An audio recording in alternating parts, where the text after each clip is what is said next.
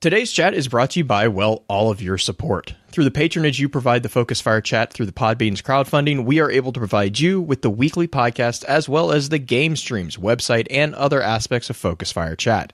If you have any interest in becoming a patron of the FFC, please be sure to visit our website and click on the support link. Even a single dollar helps, and for those of you who are already patrons, thank you again for your generosity.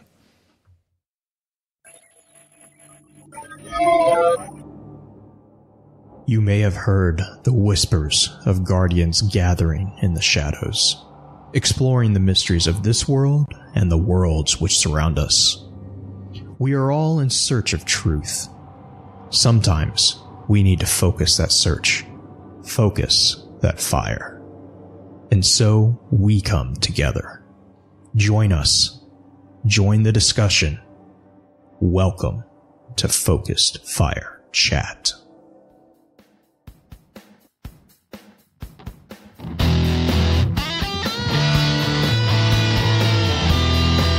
Welcome back to episode 26 of Extra Lore, recorded live on April 6, 2018, over on twitch.tv/FocusFireChat.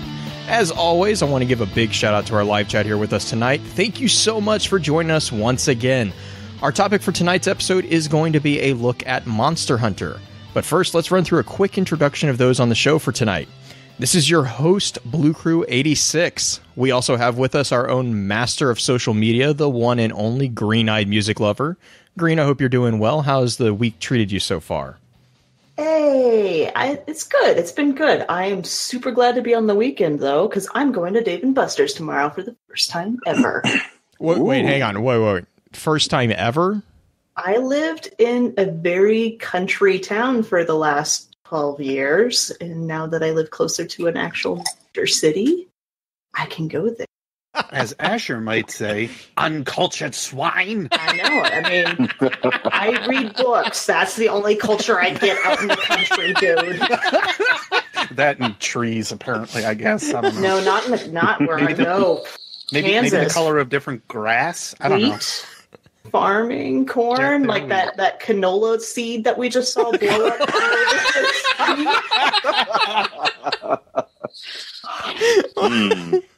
Well, also rounding out the usual team, we have the grizzly bearded cultivator of Spinfoil himself, Beard Grizzly.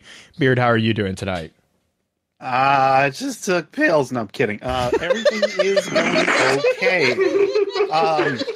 Except for, again, I kind of am with Green on this one. I am so glad it's the weekend, even though I work retail, so I work anyway tomorrow. But all the same, I'm glad that this week is just about over because I can then purge it from my memory with beer. Where's the beer? Anybody? Who forgot the beer? I would throw you my Moscow Mule, but I just finished it. Oh, why do you gotta be so selfish? Gosh darn it, Pipe. Sorry, man. So, of course, as you have heard, we were lucky enough to trick Byf to take a break from PAX this week to get him to talk. I mean, I guess Byf, you kind of do have a little bit of knowledge about tonight's topic, right? I mean, you've played the game. I've played the game and I've made a few videos on it. Yeah, I think you uploaded one tonight. It's not technically a lore video. Like, I don't like to call them lore because it's really not lore. It's more kind of ecology, right? Like, you can't say, oh, yes, the Rathalos has a wingspan nearly as long as its 22-meter body, and then say, yeah, that's lore. I mean, if... There's no story to that. Like, come on. Who calls that a story? If you call that lore, that's a little silly. I don't know, man. Yeah. I have videos of Monster Hunter, and it's the minute that you said, hey, let's show at PAX, I was like, yes, let's do it. And then you were like, we're doing Monster Hunter, and I was like, yes. Victory. This could not have been timed better. Excellent. Yeah. So I was very happy to be able to go on the chat, but oh my god, so much more happy that it was Monster Hunter. Mm-hmm. Nice. And I know for a change, take a break from it all. Yes. Well, I know last week we asked everyone if they thought that I'm going to just kind of say this because I have no idea what these words combined mean, but if they thought that the ancient civilization was to blame for strange species of monsters in the current game setting of Monster Hunter. And I'm going to give it to Green because she was the one that was supposed to ask this weird question and get answers. I mean, it was pretty definitive. 85%. Oh yeah, I just don't know who the ancient civilization is. That's that's why I have that. Yeah, that's why I have Beard and Byf here. I mean, I'm less about the ancient civilization. I'm wondering who the strange monsters in the setting of Monster Hunter World are, because right. That doesn't really narrow it down. They're all a bit weird. Cosmology and everything. I don't know. No, I mean pretty much everybody said yes, that it has something to do with the modern era.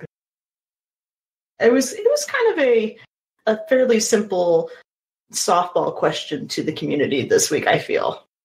Well, and that's my idea behind asking it, only because it's a very good plunging platform, I guess you could say, because you start to kind of dig deeper into the monsters themselves as being the main point of the game, along with, as we're going to kind of find out here, nature.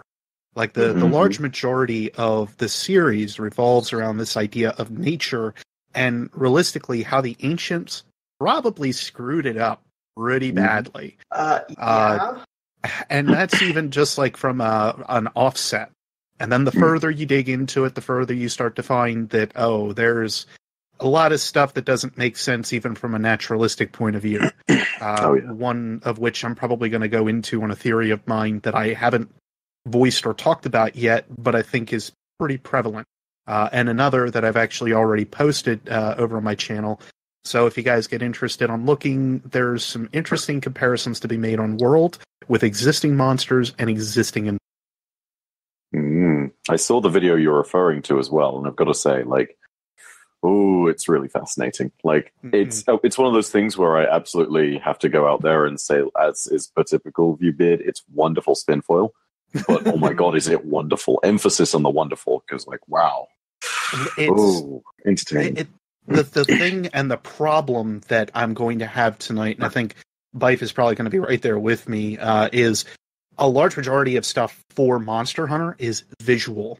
It isn't something that you can easily go ahead and I can say, well, yeah, if you look at the tip of this wing, it's the exact same as this monster, and that's why they kind of combine. You don't know what I'm talking about, unfortunately, because you can't see it. There is no grimoire. There are no collectible tabs or anything like that. The cutscenes, for the most part, are going to be ecology, and they show off small bits of the monster, but again, all visual. I think my favorite one of those is actually way back in one of the older Monster Hunters. I think it started in 2. It's Kushala Daora's ecology, where it sheds its skin. Such a good when it rusts. It's so wonderful because it gives you most of the ecology scenes do this, but they give you a little eye into what really happens within the world, and it's such a beautiful little context piece that you can then use to feel like you're a little bit closer to the monster. But there is almost no point at which they will definitively come out and say, yes, this is a big plot point that we want to communicate about this bit of the lore. No, so much of it's inferred. Right.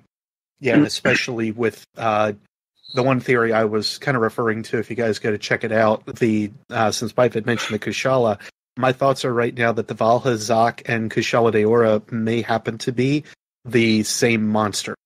And there's very big visual cues that kind of showcase that it very well could be the case. But there's, I think you'll kind of understand as we get further into the lore and everything like that, especially with the ancient civilization, what it is that I kind of mean by that. There's some wicked things that you can start thinking about with how drastically the ancient civilization completely abolished and obliterated the ideas of nature. But again, the overall ideas, the overall stimulus of Monster Hunter has always been about nature and keeping it more in balance, or at least it is today. I'll be honest, when you were explaining visual things, all I can think of is the Wiggly helmet. And that's pretty much because that's the extent of my knowledge about this game is the video that Beard sent us. There's super interesting cosmology. I was watching Byf's video on this actually a few weeks ago, where Byf, when you read out of the text, one of the few textbooks that you get in the game that's in that. Oh, it was in one of the rooms, isn't it? Yes. Yeah. The Tale of the Five. Yeah, and that's actually I Or the think Tale of the Five. Oh, is the Tale of the Five or the Tale of Five Dragons? It's so irritating. There's this irritating similarity between that and another tale, which is called Five. And I'm just like, you couldn't have been a little more confusing, could you? Mm-hmm. You mean the lost lore I had written up there? Mm-hmm. Yep. Hey, I may be segueing into that. Trying to segue a little bit. Yeah, that's I see. We're not used to that, Green. Didn't we discover this in Asher's episode? Oh my god. The muscle memory is not there for us. And the terrible thing is, though, like Byf was saying, actually, yeah, there's 2 5s. But I think I'll let Blue do his thing here before I start hijacking the show. I was just gonna say real quick. We love hearing the feedback, so I wanted to get out of the way real fast. The question for next week, it's going to be, we're going to be going back to Destiny lore. So we're actually going to be talking about, well, we'll get to it a little bit in the show note or the topic intro, but we'll be talking about Benedict 9940. So I guess the question to everyone for this next week is, I don't really know. Like, I am like, what? There's so many like random questions that I have about Benedict. What about the implications of having a frame basically hijacked? Yeah, I was juggling either that one or the really silly one of like, is this Sweeperbot? Oh God, that would be. Is this the OG Sweeperbot? Is this OG Sweeperbot that's been stolen from us? Because if it is, I will actually get on Destiny 2 in my little free time and find someone to do a raid with just to shoot cows. And I will frickin' make Rusty the Sweeperbot Part 2 because that lore needs to be taught. Yes, it does. Hell yeah, dude. Rusty is all but canon. We're working on that last bit slowly but surely. You know the dangerous slope that puts you on with the other character.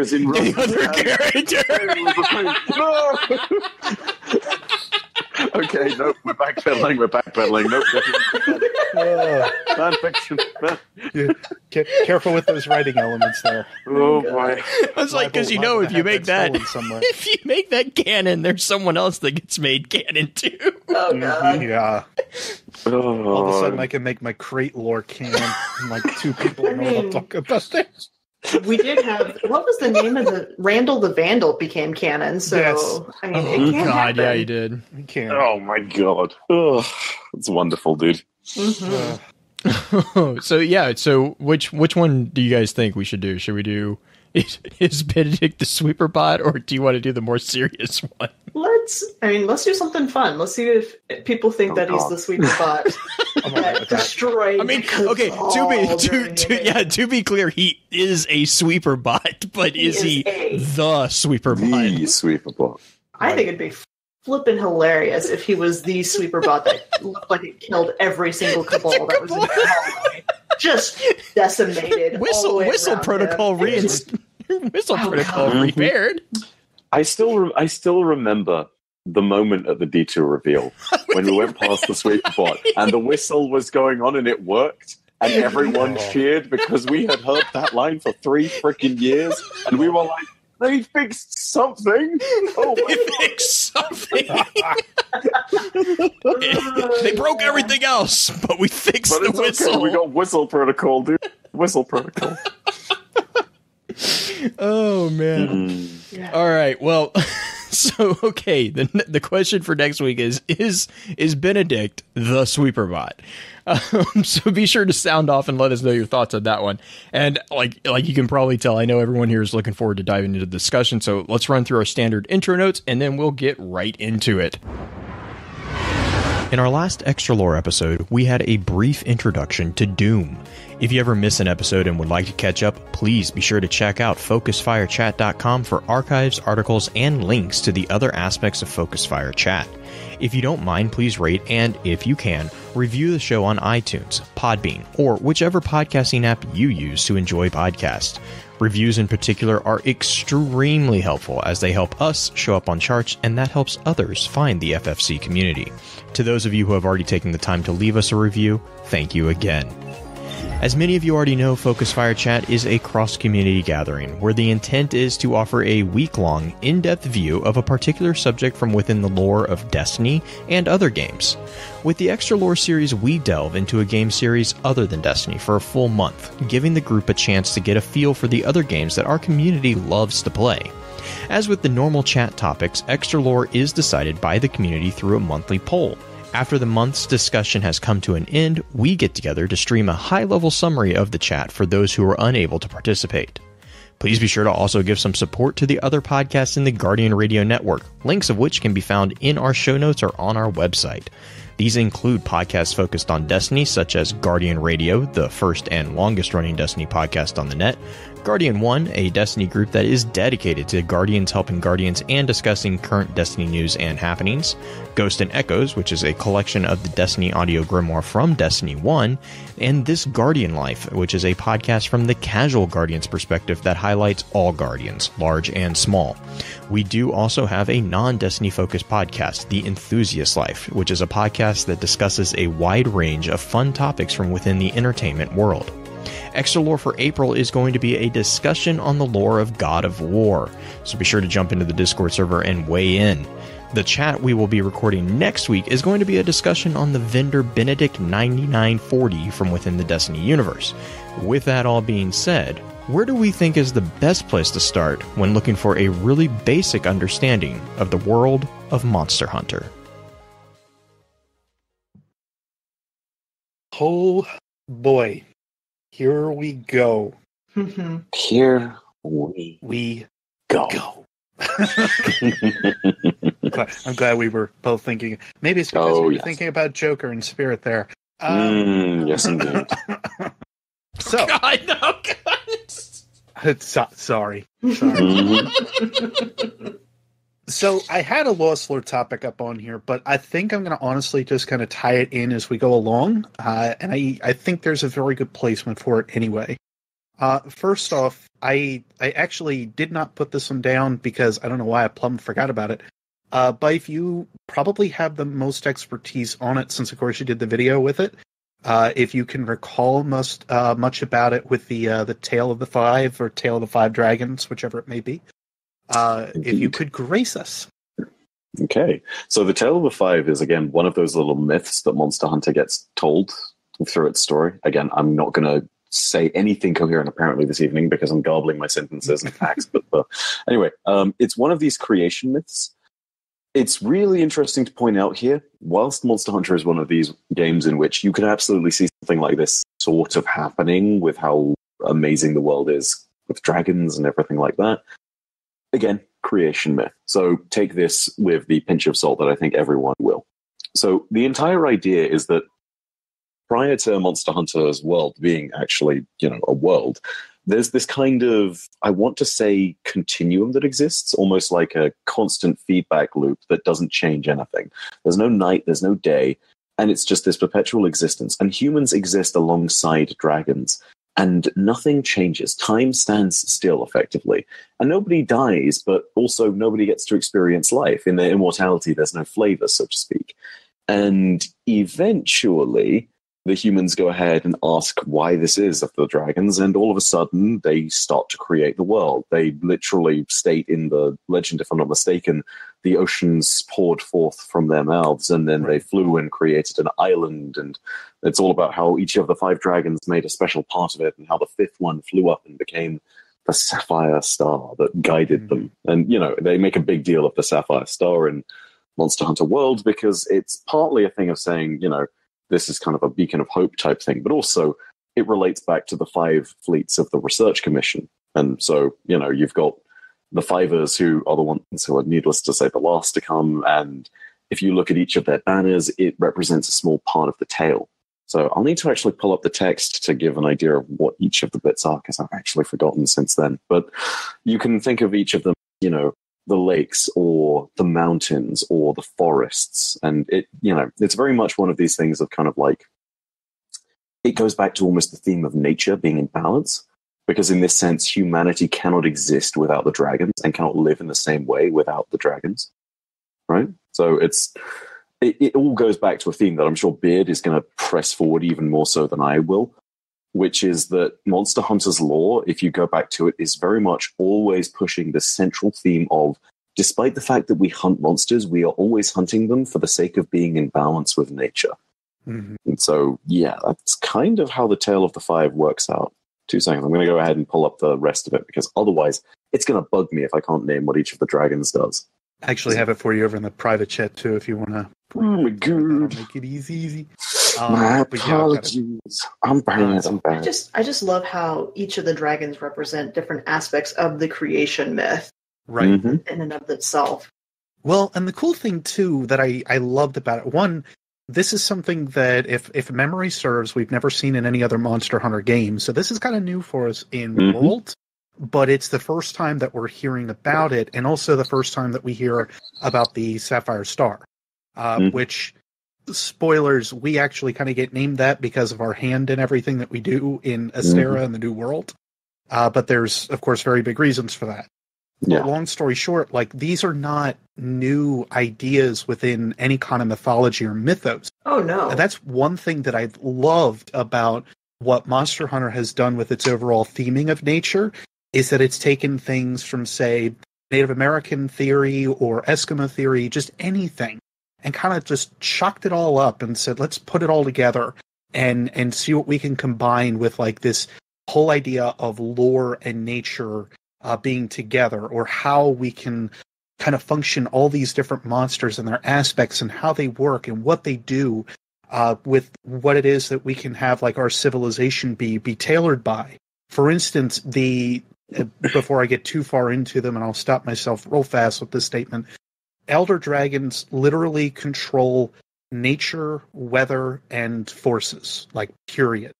There is a entire group that is actually pretty well knowing or trying to track out their entire their movements so that they can know weather patterns and everything. Like, they are that integral to the overall nature of what is happening throughout this entirety, this world that is Monster Hunter's universe. So very important to kind of know that. It gets so important at certain times, Beard, that you'll correct me if I'm wrong on this, because I may be getting my lore wrong, but in some of the cases with monsters like Kirin, they're literally described as divine. You know, it's to the point where they've ascended almost past the nature of simply controlling the world, and it's just they're a part of the universe. They're a fact of existence, you know. Kirin creates inclement weather, and, you know, to be honest, if you throw the mythos part of Monster Hunter in there's not many other explanations about how it can suddenly summon down lightning, or how it can one-hit you because tempered Kirin is so freaking hard. Oh my god. Yeah, that fight's mean. But anyway. Yeah. Here's a question for you. Do you have to play Monster Hunter, or, like, do you need to know, and I actually asked you this the other day, Beard, and I'm going to ramble a second before I actually get into the real question. Do you need to have played any of the older games to understand Monster Hunter World? Not really. The benefit is, like I said, a lot of the stuff that's embedded within Monster Hunter in general is more of a... it's definitely more of like a visual scene, if you will. So you can kind of take these visual cues as you go along and play. There are some things that they'll reveal. For instance, with Monster Hunter World, to not really make this into like a game review, even though I could gush for about 5 hours about the game, they have a book on the inside of the game called the Hunter's Manual. And the Hunter's Field Guide will actually give you like little blurbs about said monster in the form of flavor text, in the form of like weaknesses, in the form of like what they do, what they're weak against, stuff like that. And it's not too detailed, but it's enough for you to kind of just jumpstart, just kind of get going into like what else might be going on with them. And then it is this other stuff that starts to be inferred. So I'll call it up again because I feel it's one of the most important monsters for the ancient civilization, which we'll get to here soon enough. The Kushala Daora is one that you can constantly reference back to. And the reason that Kushala is so important is because the further you go along, you find, one, it is the most common Elder Dragon. 2, it was used in a lot of ancient experiments, building, etc. But 3, when you actually start to find this monster, when you start to find this Elder Dragon, you start to notice that the winds are literally howling because of its presence. And these are the things that you start to infer by actually just looking at what's going on. So is it something where are you going to have a better grasp on what's going on with Monster Hunter if you play the older titles? Sure. There's all these other games that have been in this series for, what is it now? It's over 20 years? 40 years? Yeah. 14, rather. 14. So we're talking... It's a long engrossed series. Without getting into the history of how the series even started, like it should not have existed.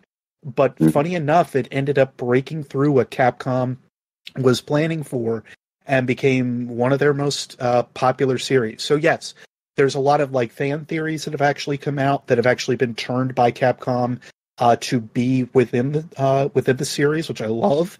They listen to their fans, they listen to the growth, etc. But I think I'll say it now. I think the guys over at the wiki do a fantastic job of summing everything up and giving a great idea and sense of what is really going on with the background of the game, the series in general. It's awesome. It's well done on their end. Absolutely. So hang on. Are we going to return from? We took that on a huge tangent, but Tale of the Five. Yes, thank you. Okay. Yes. So the other really important part to note of this, which is after the point of the dragons, is that when the dragons have left, there's essentially a single explorer who is guided by the sapphire star in the sky, who goes to explore the island of the Five, a quote-unquote lone youth. And after he comes back, everyone says, "Did you speak to the dragons?" And he says, "Yes, I spoke to them." And then the only other thing he does is he reaches into his cloak and gives them 5 dragon scales. And then suddenly he's gone, just disappeared. No explanation given why. But the people then decide they need to go ahead and honor the voyage of this. And as a result, they use the 5 scales to create their own lands, their own mountains, their own lakes, and their own forests, which is 4 of those are very important. Because lands, mountains, lakes, and forests, those are 4 of the things that were created by the dragons, the 5th creating the sapphire star. And the 5th scale they turn into the moon so that the sapphire star can have some company, is the way that they put it, basically. It's not an unusual premise, if I'm not mistaken. I think there's some other mythology in which the moon is seen as or at least it's things such as the Jade Rabbit mythology, which involves someone having company on the moon while they're alone. It's this idea of companionship almost. Yeah, Egyptians worship the moon to a sense. You've got the Greeks, of course, and even Romans that do. You've got plenty, and granted, if I look at it like Eastern philosophy as well, of course that's where they're pulling a good lot of this. A lot of it definitely looks at the moon as a very important. It's the turner of the sky, if I recall right. Yes, there's the sun that's very important, but the moon is basically the thing that ends up here's your difference. This is what gives you your hot and your cold, etc. The kind of overarching thing that's really interesting about this myth, though, and this is it seems to imply this very quietly, although whether this is true or not, you can just leave that up basically to how much you want to believe in this mythology and everything that it seems to imply. It seems to imply that the island or the just area of the New World is exactly as is described in this Tale of the Five. And so, you have areas that literally fit most of these descriptions, when you think of one dragon sank into the sea and became the land is a more generic one. But when you sit there and think of the mountains, you can think of either the Elder's Recess, or you can sit there and think of the Coral Highlands, Think of lakes and rains, and that's something that may actually come very, very soon if you've seen that leaked Lagicris footage. Yeah. And then there's one dragon fell into a deep slumber and became the forest, and that one seems pretty self-explanatory as well. And so there's these little implications, and whilst they're very much not confirming a damn thing here, I think they very much also do it so that the community has this little kind of pointer, and they're like, yeah, Right. see what's going on. Maybe you think about that. Yeah. Yep. And considering that this new world for us is, at least by some accounts, would only be newly discovered by about 40, perhaps 50 years, we're not necessarily too sure about that. The research commissions were the first ones that were sent there because they had to follow some elder dragon. That was it. That's how it's mostly started. Yeah, they tracked the damn elder dragons. Yep, because before we had no idea what was actually going on with these dragons that would just up and leave, and that's why this island is so weird and so important. It's not just necessarily a reboot of the series, it kind of feels like that in a way, but it is a means that it still says we acknowledge our old world, but this is setting up the new, and why this new world from perhaps this was an ancient civilization lore idea that they had besides. We don't necessarily know. That text is so blurred and mired in terms of its authenticity. Mm-hmm. Just some of the other, as Byf has mentioned, some of the other naturalistic or religious books that we even have today, by all accounts. Mm-hmm. It is one of those things that you could interpret differently, and especially with this one, is it that it was creating the entirety of the world, or was it just creating the new world? We don't know. So, how different is the ancient civilization or the ancient world versus the world that you see in Monster Hunter today? I know there's a technological difference for sure, but you should take this one, Beard. You probably know it a little better. I mean, you were the one that did the video on it, but I know. But you're the true nerd on this one, man. I submit to your superior lore nerd. Okay, phrasing aside, for real, go ahead. Are we still doing phrasing? Are we still doing phrasing? I can't do a good Archer impression at this time of day. Me neither. The ancient civilization are basically the ones that kind of set most of this, the entirety of the world that we're in now up. Something to kind of keep in mind, and I think I've already mentioned it a couple times, but just to reiterate it, Monster Hunter is a post-apocalyptic world.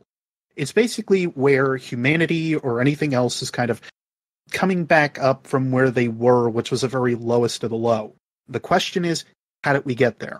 What is it that these monsters have overrun the civilization for? Why is it that they need to be controlled? This, that, the other thing.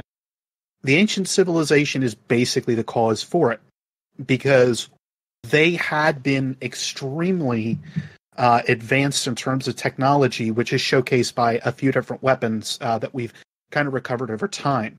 For instance, the switch axe, the insect glaive, I think even aspects of the hunting horn, and a few other, the bow guns, the heavy and light in particular, were not weapons that we within our civilization today had crafted. We actually needed to take blueprints and ideas and suggestions from what the ancient civilization had for these weapons previously. Oh, the charge blade is another big one too. I always forget about the charge blade. But all of those weapons as an idea, as a filament, if you will, for understanding that the civilization we're in now is partially crafted from what the ancients had, and partially crafted, or at least at this point, mostly crafted by what we have today. But they had a lot of different things that they were kind of working with elder dragons, with understanding them, the ancient civilization, to tie this back to what we were talking about.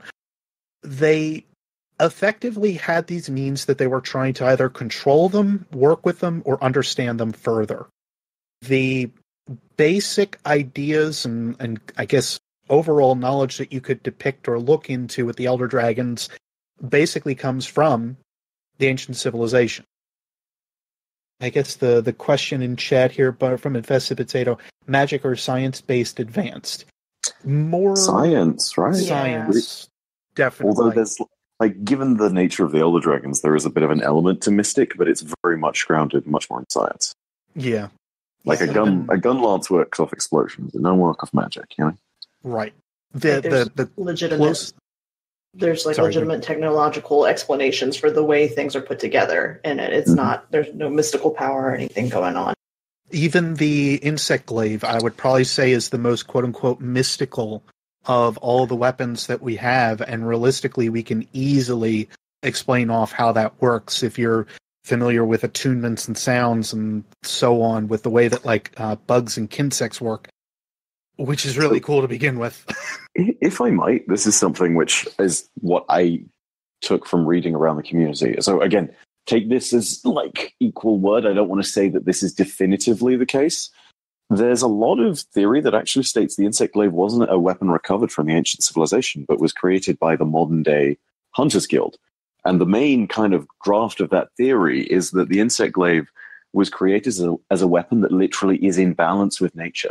Hence the kinsect. You're not utilizing the kinsect in the way of it being a slave to you. It's more of a symbiosis, you know? You host it on your arm. You literally carry it with you. And in return, it helps you in combat. It extracts the buffs for you, so to speak. And it being in balance like this also kind of explains why, relative to some of the other weapons of the ancient civilization, I mean, it's a glaive, it's a staff. It's not that advanced compared to a charge blade, which, you know, has vials that literally can create power within it, or a gun lance, which it's a gun lance, you know, like there's small explanations on that. I don't know whether that's verified or not, so I want to go ahead and run that out there and just see if there's anything like definitive on that front. What I recall from Monster Hunter 4 was the glaive itself, the kinsects, and how they kind of work together were pretty well derivative and built from the guild. The crystal that is utilized to kind of control how those sounds are making, however, to communicate with the kinsect, seemed to have been a slight offshoot from some recovered text. That's at least how I remember it through Monster Hunter 4, which at least was how it was kind of introduced. Whether or not there's any extra stipulation behind it, I might have to replay the game, but for what I remember, that's kind of where at least I remember with the glaive in particular. But yeah, if anybody has any other thoughts on the glaive, that one I know has definitely been up for debate off and on. Mm. And also, I mean, it's a ton of fun to use. Like, total lore aside, God, it's the best weapon in the game like that. Yeah, I was happy to introduce it to you. I'm not ashamed, dude. You opened my eyes to a world of fun. I can fly. Like, oh Lord. I'm going to say you never have to land using the insect glaive. That's one thing I will say about it. Oh, yes. But to kind of move on, there was a few different things that the ancient civilization, when all is said and done, really did push a little bit further. There are acts that they had performed that basically spit in the eyes of nature. One such one, and the reason that I refer to the Kushala as often as I do, actually comes back to places like the Sky Corridor, the Tower, a few other areas, but the Tower in particular has been actually named... this tower is actually outside of one of the first great forests that we know of within the world of Monster Hunter. You can actually see it in Monster Hunter 2 and Monster Hunter Portable 2. But this tower has actually been confirmed to be made out of the parts of a Kushala Daora. Not just a, but many. Because there's no way that this towering behemoth could actually be made from one Kushala. And that just kind of begins some of the stuff that the ancient civilization will then be known for, is that they definitely, like I said, spit in the eyes of nature.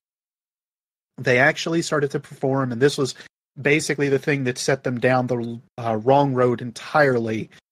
It is called the Forbidden Act, or loosely called the Forbidden Act, at least.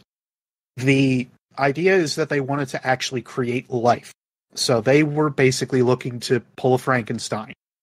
Quite literally, pretty heavily. And the idea behind this Forbidden Act is that they would actually need to take life force from many other monsters to actually imbue it into and create a new one. The issue is that it would take at least 30 Elder Dragons to like begin to start to make one of these things. And by the end of it, to create the first one, at least for the records that we have, it took hundreds. So when you start to look at it from the ideas of balance, one life to end up equaling hundreds, possibly thousands, doesn't really fit too well with the laws of nature. Not to mention, of course, that there's no will for the life being taken. You know, it's pretty clear that Kushala, Daora, or whatever wyvern was involved in the process is very much not willing as a participant. Right. They're really sad looking.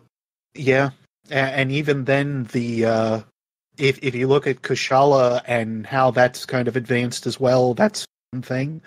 But there are some. If you end up looking online, check in Google for a search, and look up the equal dragon weapon. That is what it was that the ancients had actually gone ahead and created. And the only one that we've been able to find fully has been basically found in an old factory that was sealed up by the ancients at one time or another. But this was the act that pushed the dragons to the absolute edge. And the thing that is actually interesting about this to note, the dragons and monsters that we know of within Monster Hunter are sentient. They have full knowledge of what it is that's going on. They want to work together with each other. They're actually even willing to, in some places and ideas, work with the ancients to figure out what it is that they're doing. Until, of course, the Forbidden Act, which pushes them completely over the edge. This ends up resulting in the Great Dragon War. And while it ended up killing off a ton of elder dragons or other monsters that we otherwise will never see again, we also found out that this was the end of anything the ancient civilization may have had. And that's bad on two fronts, because that means that basically everything is being wiped out. Like from top to bottom, everything has basically been hit and hindered within nature, and this was the way for kind of like it is in Star Wars. You know, you gotta wipe the Jedi and the Sith out, and then that's how you create balance, right? Mm-hmm. That's basically how nature saw it fit to do it. That's how the dragons were even able to kind of figure it out or think that it made sense. And one very, very big dragon that actually came of this, one very large legend, is Fatalis. The Legend of the Black Dragon. Mm-hmm. It's probably my favorite bit of the entire lore. Oh. Fatalis is the... If hunters, as they are seen today, are seen as awful for wearing the parts of monsters, or the ancients even for doing the same thing but creating spectacular towers or armor and weapons for their own meanings that way as well, Fatalis is the counter. Mm-hmm. The foil to humanity. Okay, so Legend of Black Dragon time, huh? Yep. I've got to say, Byf, if you want to take this one more than willing. Oh, God, yeah. Because I've got to say it again. Like, Fatalis is by far one of the coolest ideas for an endgame monster, and it only makes me more frustrated that we didn't get to see one in Monster Hunter World. Having said that, it's got the potential to be an amazing DLC. Like, there's a lot of stuff that would need to happen with all of that. You'd very much need to have it alongside an entirely different area, and we'll explain why that is momentarily, because that's actually kind of important. More importantly than any of that, though, it's integrally tied up with the ancient civilization. So it's like, whenever you mention the Fatalis, you cannot ignore the Great Dragon War, because that's part of the entire reason that it is like it is. And for those of you who don't know, by the way, this is also... It's considered like the creme de la creme of endgame monsters in previous Monster Hunter games. From Monster Hunter Freedom, Monster Hunter... Was it in 2? I want to say it was in 2, but I'm not sure. It was in Portable 2 at least, yes. Mm-hmm. And then also they've revamped versions in 3 and in 4U as well. And there's like a whole bunch of different varieties that also go along with it. But it's like the main one that you really want to worry about, but as far as like the initial canon goes, is going to be is actually going to be the black one, and then worry about the white one. Because of the three, there's black, crimson, and white. But yeah, it all goes back actually to Monster Hunter Freedom, where we get there's a magazine that you can pick up, and it's kind of this amazing little. It's a magazine that comes with a load of different sections. It's called Hunting Life. And the authors, they basically, the fiction of the universe states, you rent out a section much like you would in any other paper. It's almost like giving an opinion piece or a panel or whatever you want. But it's really fascinating because one of the entries becomes really freaking dark and all of a sudden starts talking about this. So basically, should we read the full thing on this? Or because it's a bit long, but it might be worth for the context. It actually might be. I don't know if you have it pulled up. I do not. Mm-hmm. Yeah, I can give you guys that. Hang on, let me get that link. But yeah, so just press this to Discord. As Byf's getting that pulled up, is Fatalis actually how is he fusing the things to his chest or wherever he's fusing the human? Is he fusing the shields and the armor to him, or he's fusing the bodies and doing so? I assumed always the heat of his own fire, which you can imagine how unpleasant that is, considering there is a good chance those victims are still alive. Yep. Or were still alive. No, needless to say, deceased. Yeah. But yeah. So because certain No, go for it.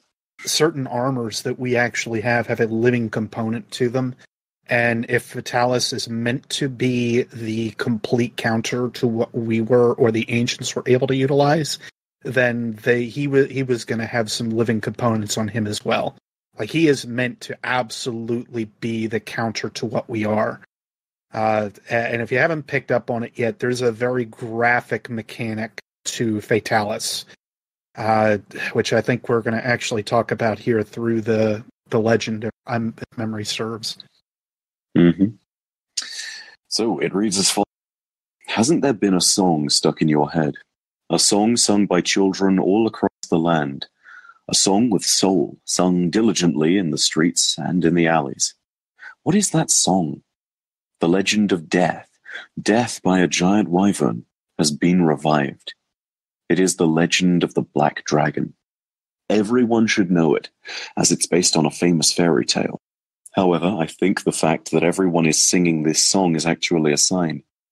They say children are always the first to foretell the changing of the world. They are said to have a special sense for these things. I've gathered as much information as I could from the corners of this world, and I have told those who should be told. However, no one believes me.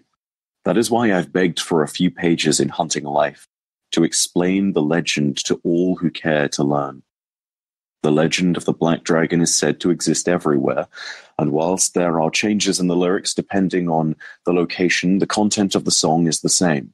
So please understand that the lyrics printed below are representative of the song as I know it.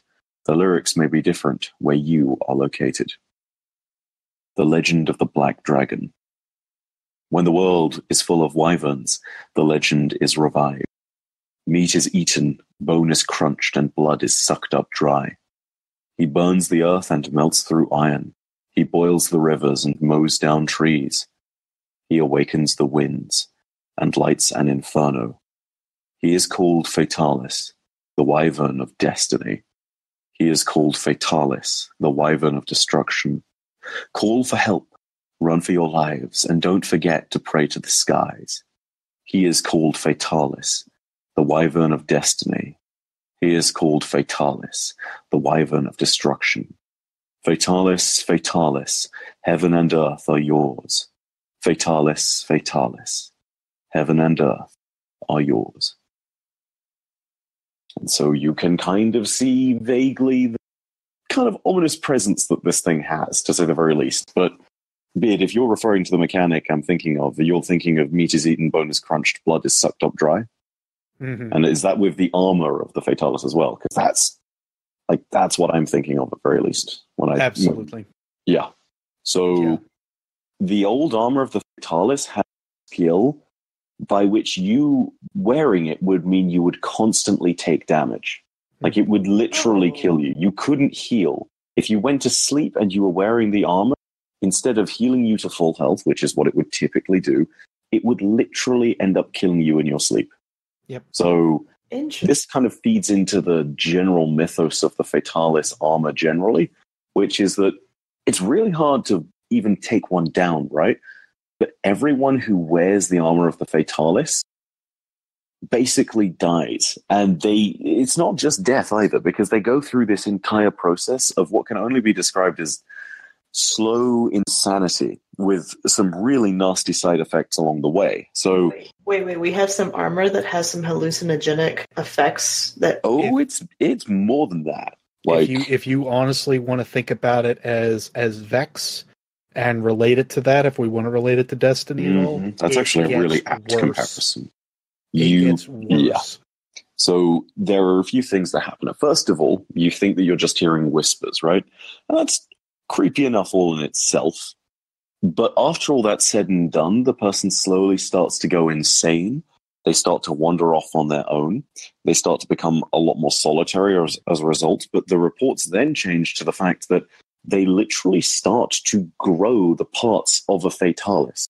Their entire body changes. They do not remain human. And after all that's said and done, they either die or disappear entirely. So, yeah, comparison to one of the last episodes you guys did on Ash. Don't give him Fatalis.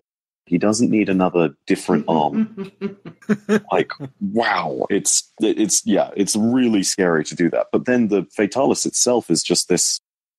I mean, this is the entire reason that's recorded, and the only recorded reason, to be honest, for humanity losing the Great Dragon War is because of the intervention of the Fatalis. And in a certain sense, and this is what's going to sound even more terrifying about it, it's completely justified in everything that's being done. It's absolutely fair to do all this, right? I cannot look at Fatalis and say that it's wrong from a natural standpoint. I cannot. I look at anything that is listed by the ancient civilization and go, do it. Like, you have every right for balance to do this. And that is the scary thing as much as it is the horrible thing. So Fatalis shows up after, like, this Frankenstein monstrosity is created to help balance the scales? Pretty much. And the thought behind the equal dragon weapon, just to kind of bring this a little bit more full circle, it was also meant to basically, like, rip into elder dragons, and the further that it could do so, the further they could actually feed on the blood of elder dragons and the meat and so on, it would actually live longer. And for it to actually be taken down or countered by Fatalis should tell you every idea of how nature needed to bring this about and bore it. Like, these were the reasons. This is actually where, in a way, you could almost look back at the lessons of the Tale of the Five and kind of think that maybe Fatalis had a hand in the original crafting of the world based on that tale. And because it needed to actually intervene and stop what was going on with the Ancient, we got out of hand. That's what it came down to. And it's even more interesting because if you look at weapons of one of the variants of the Fatalis, the White Fatalis, which is something we'll talk about in a second because, again, it's really important. Yeah. That's actually something which is listed as having something which is honestly described by the game as divine. So it only feeds further into the fact that this monster is yet another one that is like Kieran in the sense that it's hard to explain it away without doing something where you have to talk about it being a bit of a mystical force of the universe, right? And in fact, it's even in the intro cutscene where it arrives in Monster Hunter 4U, spontaneously, the sun is blocked out by an eclipse, and then it's almost like it rides out of a portal. Honestly, it's the only way that I can describe that. And if you thought that Akiran summoning normal thunder was strange, the White Fatalis summons red thunder. Emperor's Blight, I want to say, is the name for the combination of dragon and lightning that it uses. But that's for a little bit later. We need to kind of get along with talking about why that's important in the first place. And I think that, honestly, the entire point of it is it starts by we can start at least by looking at the best example of a place left behind. by Fatalis. And also, it goes back into feeding into the whole natural balance discussion, because if we're talking about trade, we have to talk about the entire region. So the Kingdom of Shrade is a point that used to exist within the world of Monster Hunter. And it's one of these really interesting points too, because in this day and age now, the modern Monster Hunter age, it's divided into Western and Eastern provinces.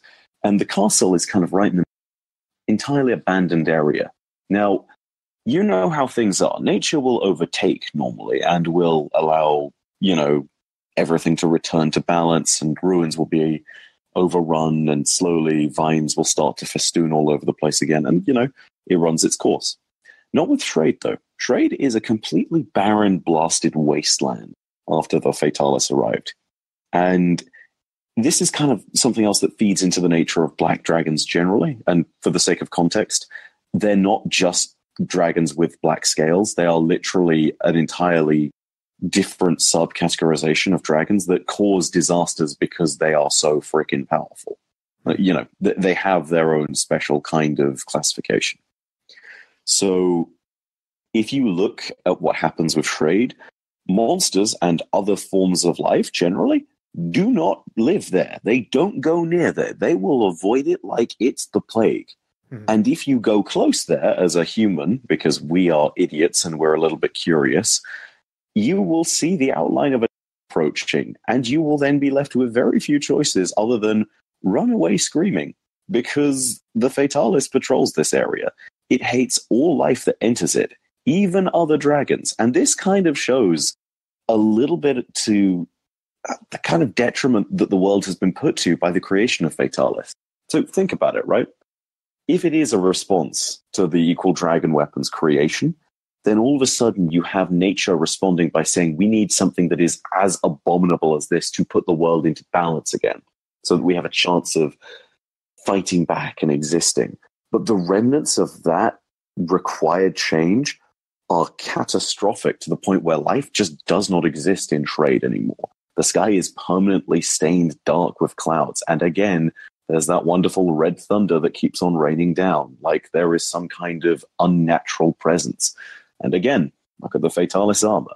All of that weird stuff where you will literally turn into a Fatalis, where you'll hear whispers in your head. There is something completely unnatural about that dragon.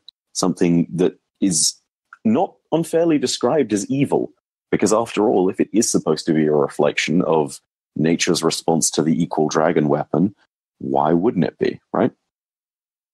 So yeah, that's kind of a thing. But Shrade is completely destroyed after the Fatalis attacks it. And that's kind of the simple, short version. Records are lost to time. Practically speaking, I think it's fair to say that there would have been either very few or no survivors of this incident whatsoever. Right. But after all that's done, the scariest detail that comes out of all of this is the fact that if you face up against a white Fatalis, it's not only described as very old, but more often than not, canonically speaking, the quests kind of point to it being the first Fatalis, the same Fatalis that destroyed the Kingdom of Shrade. And so it just shows not only how powerful the monster is that it's still alive, but also this thing is intelligent and sentient and probably remembers and probably still has that same freaking purpose. Mm-hmm. Terrifying. Like, you have a dragon that is out there that actively wants to destroy humanity. And it's really, really freaking powerful. So, yeah, scary nonsense, to say the very least. Well, and that's actually a great stepping stone on that one, just to kind of classify on Fatalis the three types. There is the white one, as Byf had just mentioned, where it could be seen as the first one. There's the black one that may have actually evolved out of into the white one, which is even more of the interesting part, if you will, which actually plays back to something in Monster Hunter 4U that I hope we'll get to. And then there is the Crimson one, or Crimson Ones, because there seem to be multiple of these more than there are any of the others. It's unknown if these are meant to be babies or anything like that, or if they're actually born of hunters that actually had worn the armor of Fatalis, which has some interesting implications Because if that's the case, then we're actually fighting in later games our hunter to a degree that used to be in Monster Hunter like 1, 2, etc. And that's just some scary implications to begin with. So we're literally kind of being turned onto ourselves by having this, if you will, plague of Fatalis still exist. It's a very big deal. That's why Fatalis actually becomes such a big... Between Fatalis and the Equal Dragon weapon, there are these recurring themes that you have to keep in the back of your mind while even looking at or referring to newer monsters that you may see that exist within the game over time. The reason for this is actually something like Nergigante. He's new, but there are some definite hints between perks on armor and stuff like that. He very well may have been some kind of experiment by the ancients. He may have been a perfected or a portion of an Equal Dragon weapon. And these are things that you have to kind of look at and start to kind of consider, because again, it is more visual. It's based on the perks. It's based on the armor. It's based on how they look and kind of transfigure. And while not looking at Fatalis as like one of the things that is our equalizer in nature, that's a very big thing to always keep in the back of your mind. I think why Byf and I want to kind of harp on it as much as we do. It's just that big and an important of a monster for sure.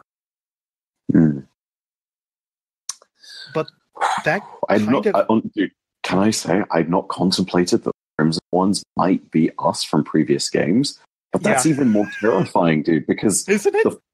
If I'm not mistaken, dude, the first Fatalis that we ever face in Monster Hunter Freedom is one that we face within kind of the Larva region, and it is a Crimson one, right? Yep. So that means this has been going, if that's the case, and if that's true, which again, it's like, I don't know if there's anything to confirm that, but this has been going on for generations. Like, this is a problem. Like, this is a really big problem.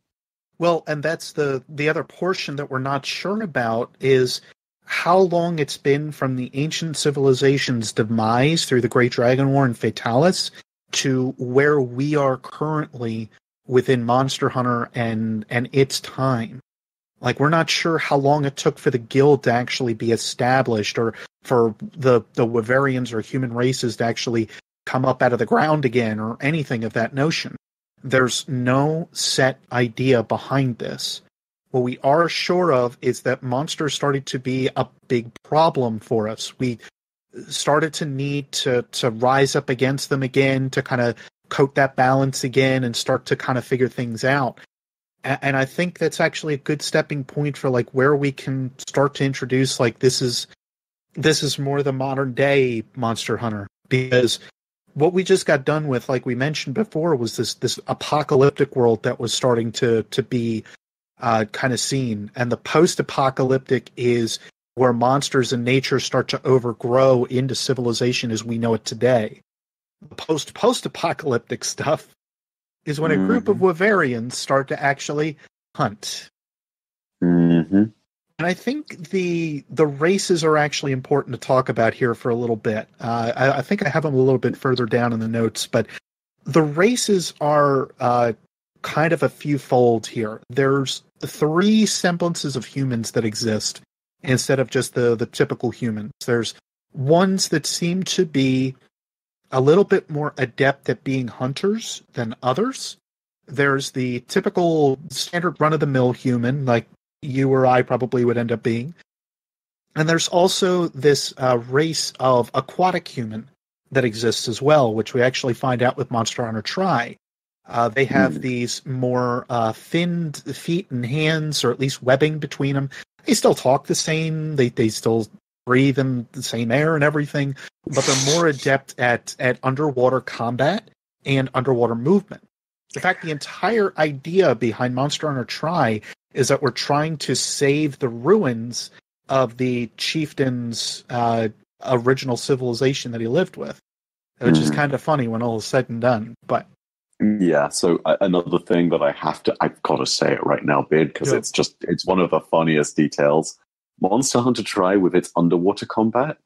I laughed when you said, and still breathe air like us humans do, because in Monster Hunter, in Monster Hunter 3, you can take on quests that, like in the old game, are 50 minutes long, but you can spend the entirety of that underwater holding your breath. Oh my so god! You can hold your breath for 50 minutes.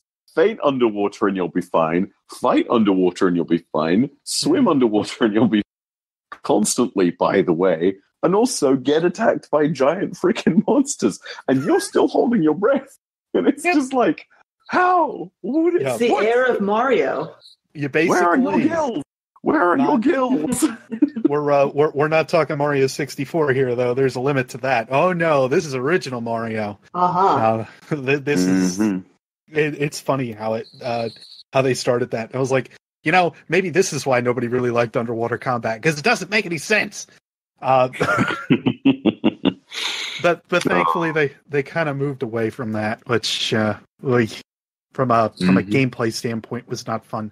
But I always kind of jest about it though. Like I wish we would see more of that, because like we see like today, and Byf, I'm sorry if I bring up that fear of yours again, but we don't know what's under the water.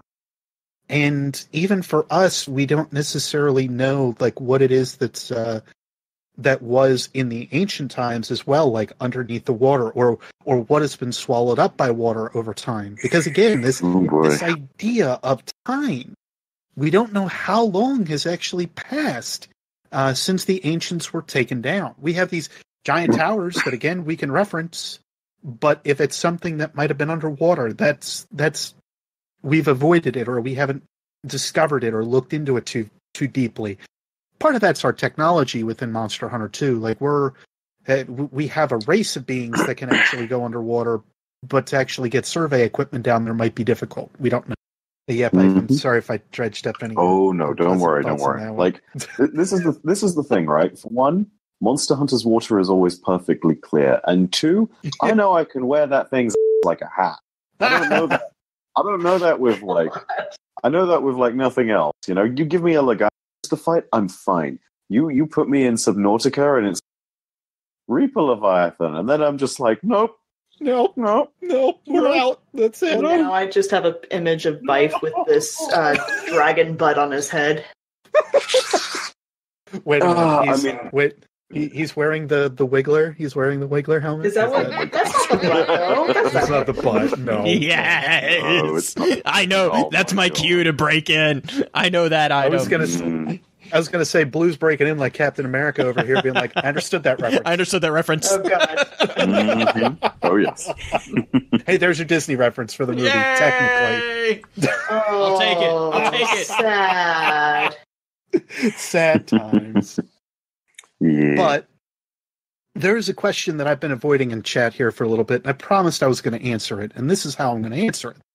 The question is, are monsters still sentient after the Dragon War? The answer is, we're not sure. There is some evidence and at least some points by the organizations that exist within Monster Hunter to showcase that there is some level that they move together, they can talk to each other, that they certainly have some means of communication, but they're not communicating with us anymore, especially not in the ways you would think of with like Communicativerse or anything like that. So are they sentient? I would say they may have lost some of that, especially after something like a Great Dragon War, or especially after something like Fatalis that needed to be born. Or these are the elements. What's that? Or we lost the ability. And that's the other part of it, where we're not sure what the ancients even were. We're not sure if the ancients were human. We're not sure if they were... Yeah, we're not sure if they were variant. We're not sure if they were Linean, that like they were all Lineans or something, which I'll get to here in yeah, think about that for a second. Now all of a sudden, sorry, that's the I have the greatest image of just a race of overlord super cats building giant towers now, and you have no idea how funny that is to me because it's Monster Hunter, and it's crazy enough that can be a thing. Hey, they do like towers. And oh god, they do like their stashes. They do like their loot. Oh lordy, I think we just broke the code. Oh my god. But to kind of move on with this, the Wyverians, as I mentioned before, are another race that exists within the game, and you'll see that there are some that are short and tall. I read it as short and small. I don't know what I was smoking earlier. But there's the two that you'll see which are shorter, and then you'll see the others that seem to be a little bit more, stout. They have a little bit more behind them. They're taller. They're actually the same race. Like, there's no difference between the short or the large ones. It's just a matter that over time, the Wyverians actually shrink at a very large degree. But what should be noted of the Wyverians is that they are a mix between dragon and human. And that's basically how they end up getting their name. We're not necessarily sure of what portions are dragon human, but they have unbelievably long lifespans in comparison to a normal human. And that's one reason that actually set them apart, especially as being hunters. They have this unerring ability to also be super strong, and then also end up being super in touch with nature. And that's one of their biggest definitive qualities. This is actually one of the reasons that as a basis for what the Hunters Guild would be, the Wyverians are pretty much the obvious choice for what you would want to base all of your new laws around. They're not hunting for the sake of sport. They're hunting for the sake of protection. They're hunting for the sake of keeping things in balance. And they have this unnatural ability, or at least you and I would look at, to say that it is unnatural, that they are that in touch with nature. And this is why typically you'll see them, especially within games. They're not hunters. They're researchers. They're botanists. They're writers. They're researchers Chieftains. In the sense chieftains. Highly chieftains, in fact, almost always. Yeah. They'll actually sit in high places. His immenseness within Dundorma in Monster Hunter 4. He is one of the... He's... What was it, 16 or 20 feet? I forget the actual height of him. He's one of the weirdest... Sitting or standing? Yeah, I was going to say, I think it's only sitting, because I don't think they clocked him at standing. Oh my god. He is so tall that the first time you look at him, you think you're looking at a house. Like, that is just how big this guy is. But that, again, kind of ties back to the ideas of them being a little bit more... they don't seem quite right or balanced within nature, but they fit perfectly. Everything that they do centers around that idea. Like, they try not to do too much with forges, actually, even though now at this point they're kind of like the ones that basically do forge a lot of our weapons and armor. But they do it with the laws of nature in mind. They're actually, if you look at a lot of the smithing that's out there, they try to keep, as you and I would probably look at it today, like carbon emissions and everything, they try to keep that to a dead low whenever it is only necessary to have a forge within a specific place. There's ones at certain outposts, but they're not typical.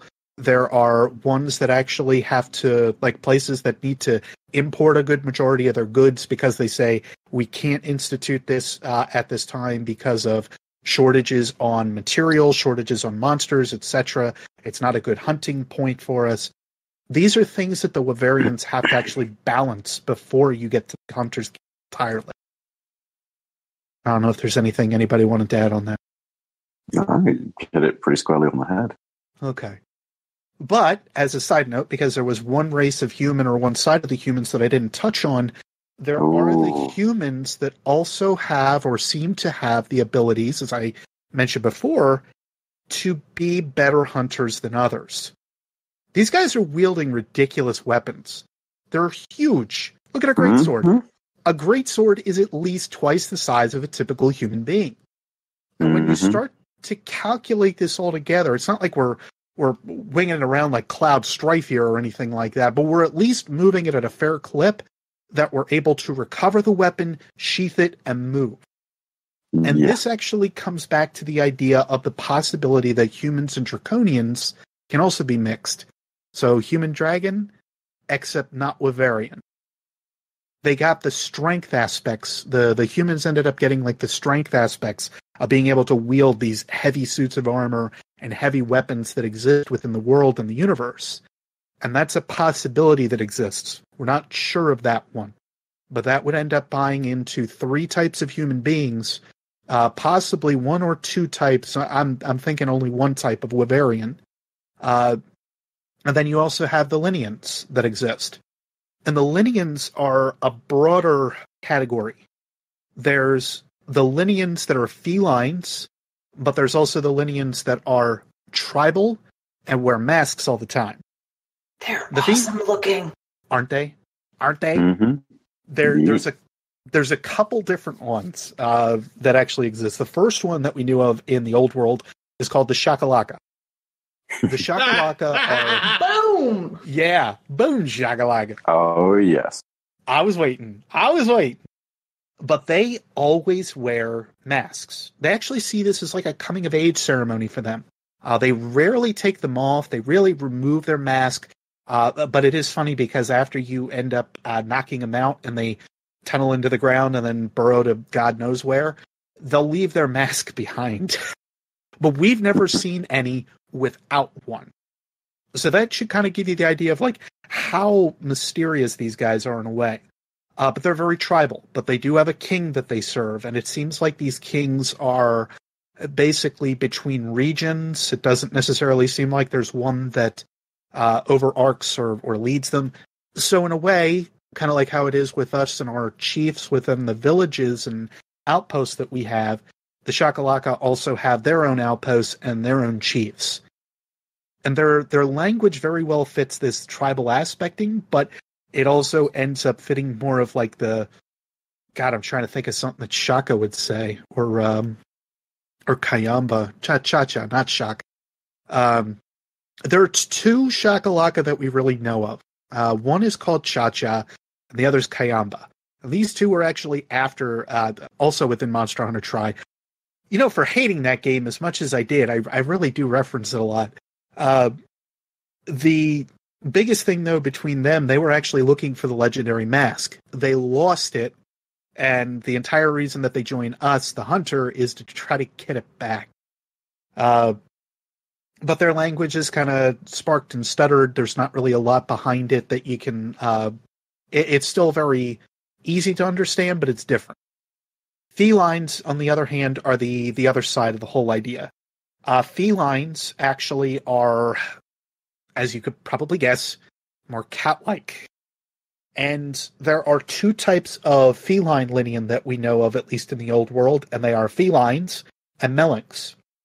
Melinks are generally more darker furred and don't generally they generally have more of like a heavier temperament to them. If they see you, they're going to attack you. They're going to steal stuff from you. They dig into your bags and take all your potions. Thieving little jerks! And have you ever had one of those steal an ancient potion? Sorry, I need to vent about this now because I had this happen, and I wiped on a hunt against like a Chameleos on it, and I might have quit the game entirely at that point. Oh no! I've never been so furious because I was poisoned, and I was like, it's okay. My stats may be going down, but too because I need to recover. I'll just pop this ancient. Oh no! Oh no! You have fainted. Rewards have decreased to 0. Returning to camp. Quest failed. Wait. Okay. PSP thrown to the other side of the. Yeah. Which kind of these felines stole from you? Melinks. Felines, on the other hand, very much different. Felines are much more friendly and will not attack unless provoked in the older games, if I'm not mistaken. And even then, it was like they were often in areas in which you couldn't draw your weapons. And in some instances, this becomes a point of like regularity when you go to the towns later.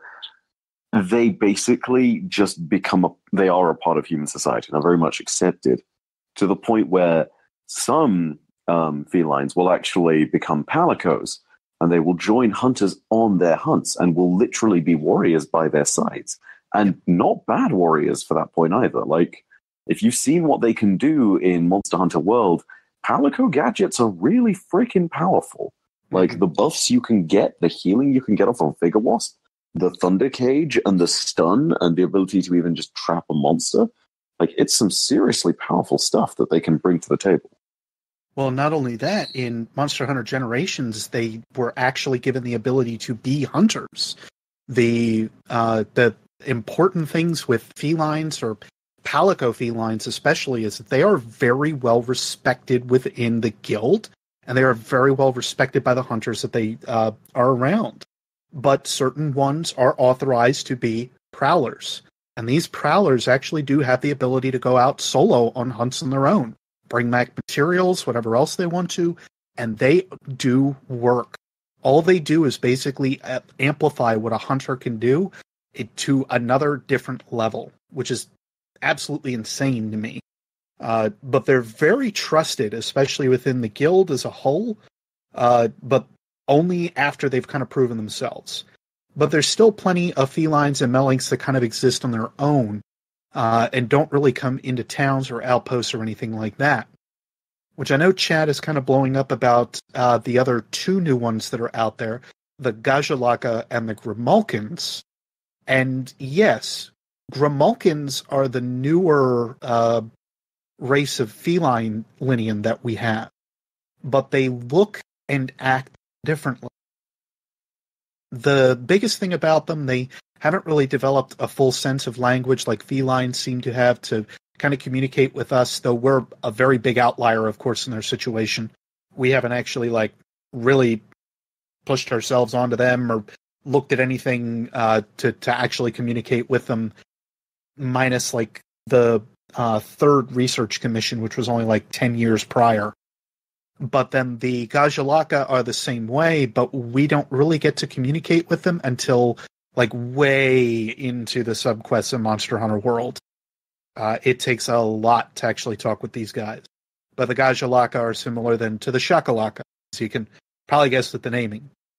But I'm wondering, after I've kind of named all these different races, the question, and it was one actually that Green had posed in our chat, are there elements of evolution anywhere in the game? I think this kind of summed it up. There are, even within the base races that we have that I've probably been talking about for 15 minutes here, there are these different races that exist as subspecies besides. And all of this actually translates to monsters just as much. There's the Rathalos is a very big example. There is the Azure Rathalos and the Standard Rathalos. And then there's this weird outlier that exists called the Silver Rathalos. And I know the naming scheme is really, really inventive and really hits home, but the problem with the Silver one in particular, the Silver Rathalos seem to have actually been cultivated by the ancient civilization. These were actually put in place to guard certain areas. And there's another one that fits the same bill, and it's actually the female version, which is the Gold Raytheon. Raytheon also has a pink variant, a natural variant. But never have we seen the gold outside of these guarded locations that may have existed with the ancient civilization in any regard. And that's where the questions start to spark about any of the races that actually exist within Monster Hunter as a whole. How much of it meant that the felines, the Grimalkin feline melings, were not some kind of experiment that may have been done by the ancient? These are questions that have no basis in either fact or given reason, but it's just kind of going along with this idea that subspecies are a very big thing in Monster Hunter. And we see it with our own as much as we do with Elder Dragons, with either molting and different races that exist, like Crimson Fatalis, White Fatalis, Black Fatalis, or is it something as simple as, say, rusted Kushala Daora, where it's breaking out of its skin or about to? And these are questions that kind of exist only because we don't have the answers to them, obviously. Mm-hmm. And I mean, it's something that's always brought up with Kushala as well. Yep. right? Because some of the instances in which dragons are cultivated to guard the tower often reference Kushala as being one of those dragons.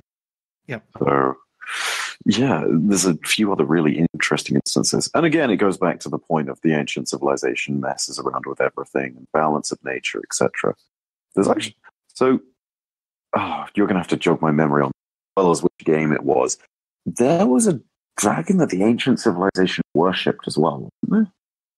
Like, they literally saw it as god. I'm trying to remember which one it is.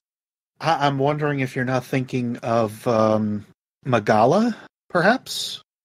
As in Shiguru Magala or Agor Magala? Agor Magala? No, I don't think so. It's okay. Different. Like the armor reminds me of Zenogre armor because it ends up being gold and blue, but it's not Zenogre, of course. Because different, totally different. Oh god, it's killing me. I'm gonna look this up again because otherwise I'm gonna lose my mind. I'm gonna say I think I'll lose mine too unless you find that one. Because the one that I was thinking of was actually something that comes back to the Fatalis idea. Shigaru Magala, Agor Magala are actually the same exact monster. And it holds a lot of theory behind, especially like spinfoil theory of like how some of these exist. But after the Agor Magala sheds its overall black scales, it actually becomes a white variant. And it actually has something called the frenzy virus that it can actually spread. Heaven's Wheel is what it is also called as another piece of trivia. Probably one of my favorite monsters. I think it was actually said that it was Hideo's, the creator, producer of the game, as being his favorite monster as well. But amazing monster. I hope we see it again. Any luck, Byf? Nethu Garamudu, I think might have been the one. Nethu Garamudu. I think that's a Monster Hunter Frontier monster. It sounds like it because it's not. As far as I know, it doesn't. It's definitely not 3, and I don't believe it appears in 4 either, which means it's got to be Frontier. Because at that point, it just becomes a case of like how recently was it added. Right. And the biggest problem that I should probably have prefaced this whole thing with, I am going by the release titles that we have here in the States largely. The problem is that Monster Hunter Frontier is unfortunately a game that we never got over here, and you have to basically VPN into to even play.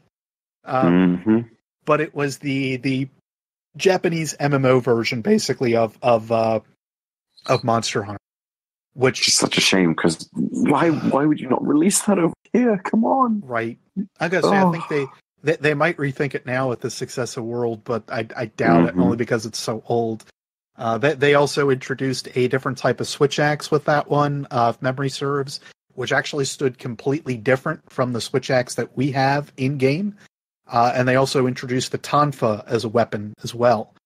Both of those weapons actually, though, were crafted of the Guild Age, which is kind of important to kind of keep in mind. I loved that they made a distinction between them.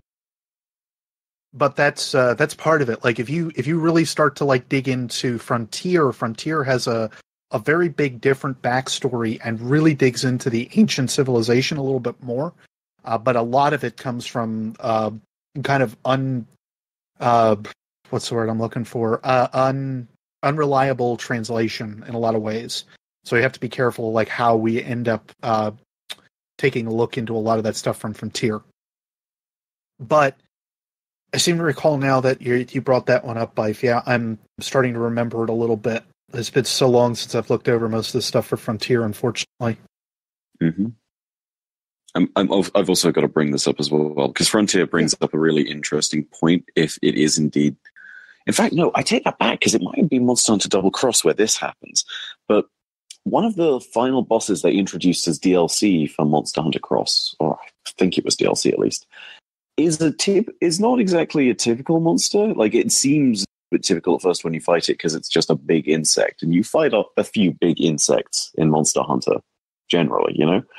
Right. But the really interesting thing is it then manipulates parts that are around it in its arena, and it makes what is quite convincingly a Wyvern machine soldier around it and then animates it. Right. which is, I mean, like, holy Lord, that I've not been able to do this fight personally because again, there's a gap in this, but oh my God, holy Lord, it's the coolest thing to see because this thing is like covered in dragon, literally looks like it's a mechanical dragon, and it's just, man, what an amazing way to freaking bring the fiction to life. Yep. And if there's any hold true behind it being either related to full nature, which would be even more weird and wacky, that just says like how crazy a lot of the stuff within nature and Monster Hunter is. But if it holds some more truth that it's an ancient civilization weapon, oh boy, can we get that over here, please? You wanna port that fight over here? Like that's please and thank you. Yeah, really.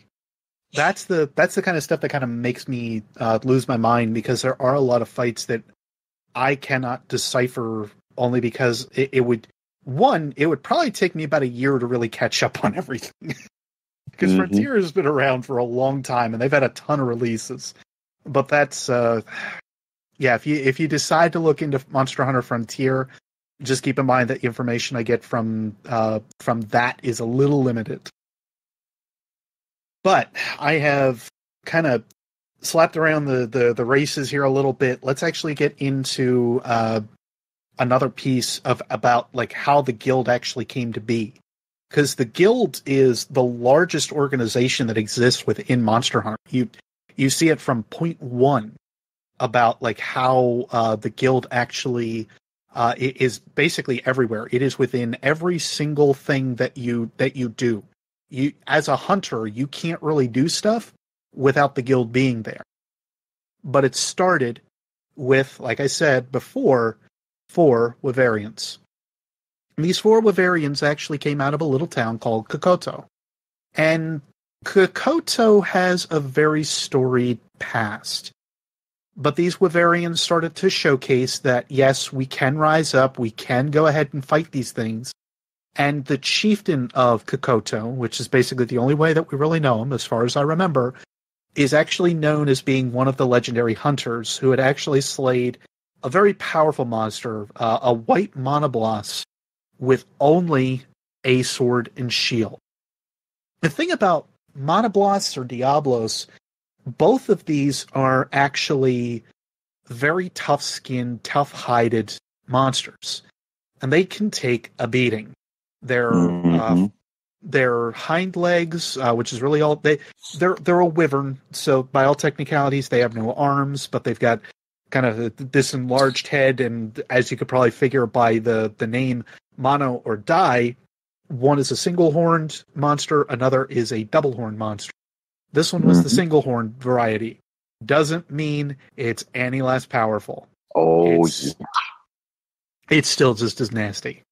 It's mean. But it's very mean, and it'll run at you across a desert, and it doesn't care, and it won't stop. Unless it hits a wall, in which case it's very, very upset. Yeah, and then that's a great way to... I mean, it's small tangent for mechanics. The reason I laugh is because Green and I literally were just having a similar conversation about the trolls in Skyrim. Yes, so much because she's like, I hate these things. I was like, oh, you just need a wall. Just like no, just the one that I posted in the picture, the one that's on the stinking mountain. Oh, the mountain. Just that one. Sorry, that's like literally it was my response to her was like, just corner it and find somewhere you can hide. That basically. It is the gatekeeper. But, okay, so if you have played Monster Hunter World, you will see one of the mechanics for Diablos, which is also shared by Monoblos, if I'm not mistaken, because, I mean, practically speaking, almost an identical monster. If you're in the underground area where you fight it typically, and it charges into one of the walls, there is a chance that it will literally charge with such force that it will get its horns stuck, and it will have to jerk them out of there. The Monoblos will do this too, but in Monster Hunter Freedom and just the earlier games, basically, it was a lot easier to do. You could do it with practically any wall. One of the better strategies, in fact, was if its horn wasn't detached, just let it run into the wall and then attack its tail or its legs. Because that idiot's going to sit there and he's going to like yank his head out for a solid like 20 seconds or so, and you're going to get some sick damage in there. So yeah, that's context. But I totally derailed us there, Bid. Go. It's all right. The other piece behind it too, like if you're if he's exhausted, that even adds to it. But to just kind of like it adds to the time that it takes for him to actually yank his head out from the wall. The issue though, and this kind of ties back to like how fierce this monster is, and why it is so impressive that the Wyverian, this original Wyverian hunter took it down with just a sword and shield. It's just the simple fact that it doesn't exhaust easy. Diablos and Monoblos are very tough monsters. So again, they generally don't stop charging unless they have to, in cases of hitting a wall or stone pillar or something like that. But they are very, very nasty monsters. So this started to kind of travel in a lot of different circles and started to build that this Wyverian had actually taken it down solo. It started to turn into a team that started to turn into something else. And they started to take down larger and larger monsters. And this actually leads to something that's a bit tragic. Our Kokoto chieftain unfortunately never marries. And he never does marry or pass down any of his lineage for a very big reason. And it comes down to a hunt with a Lao Shan Long. The Lao Shan Long is a very monstrous-sized monster. If you're thinking of a monster, and you're thinking of a Rathalos, think bigger. Put about 30 of those together, maybe? Yeah. If I'm not mistaken, the actual size of it, in terms of its overall length, is something like 170 meters in length. Somewhere around there, if memory serves. It is huge. It gets to the point where the name itself is actually telling us to the nature of the beast, because Lao Shanglong, if you translate it from Japanese, literally is a direct translation of Old Mountain Dragon. Yep. And when it says mountain, it's not referencing the habitat in which it lives necessarily. It's more referencing the size of the freaking dragon, which is what's so impressive. And it's also not alone in terms of like variation thereof or in terms of size. Like there are other monsters that actually fit the same kind of size and then some. So don't think it's... Yeah. What's that? Looking at you, Delamada. Oh my god. Like a big scary skin. Oh my! We need to show that to Justin with snakes. I was going to say, where's Justin? Oh my god! We got to show Justin. No, I'm sending you the intro to this on like the private text right now. You will see it and you will understand. I want you to save this and show it to Justin and record it, because it's going to be gold.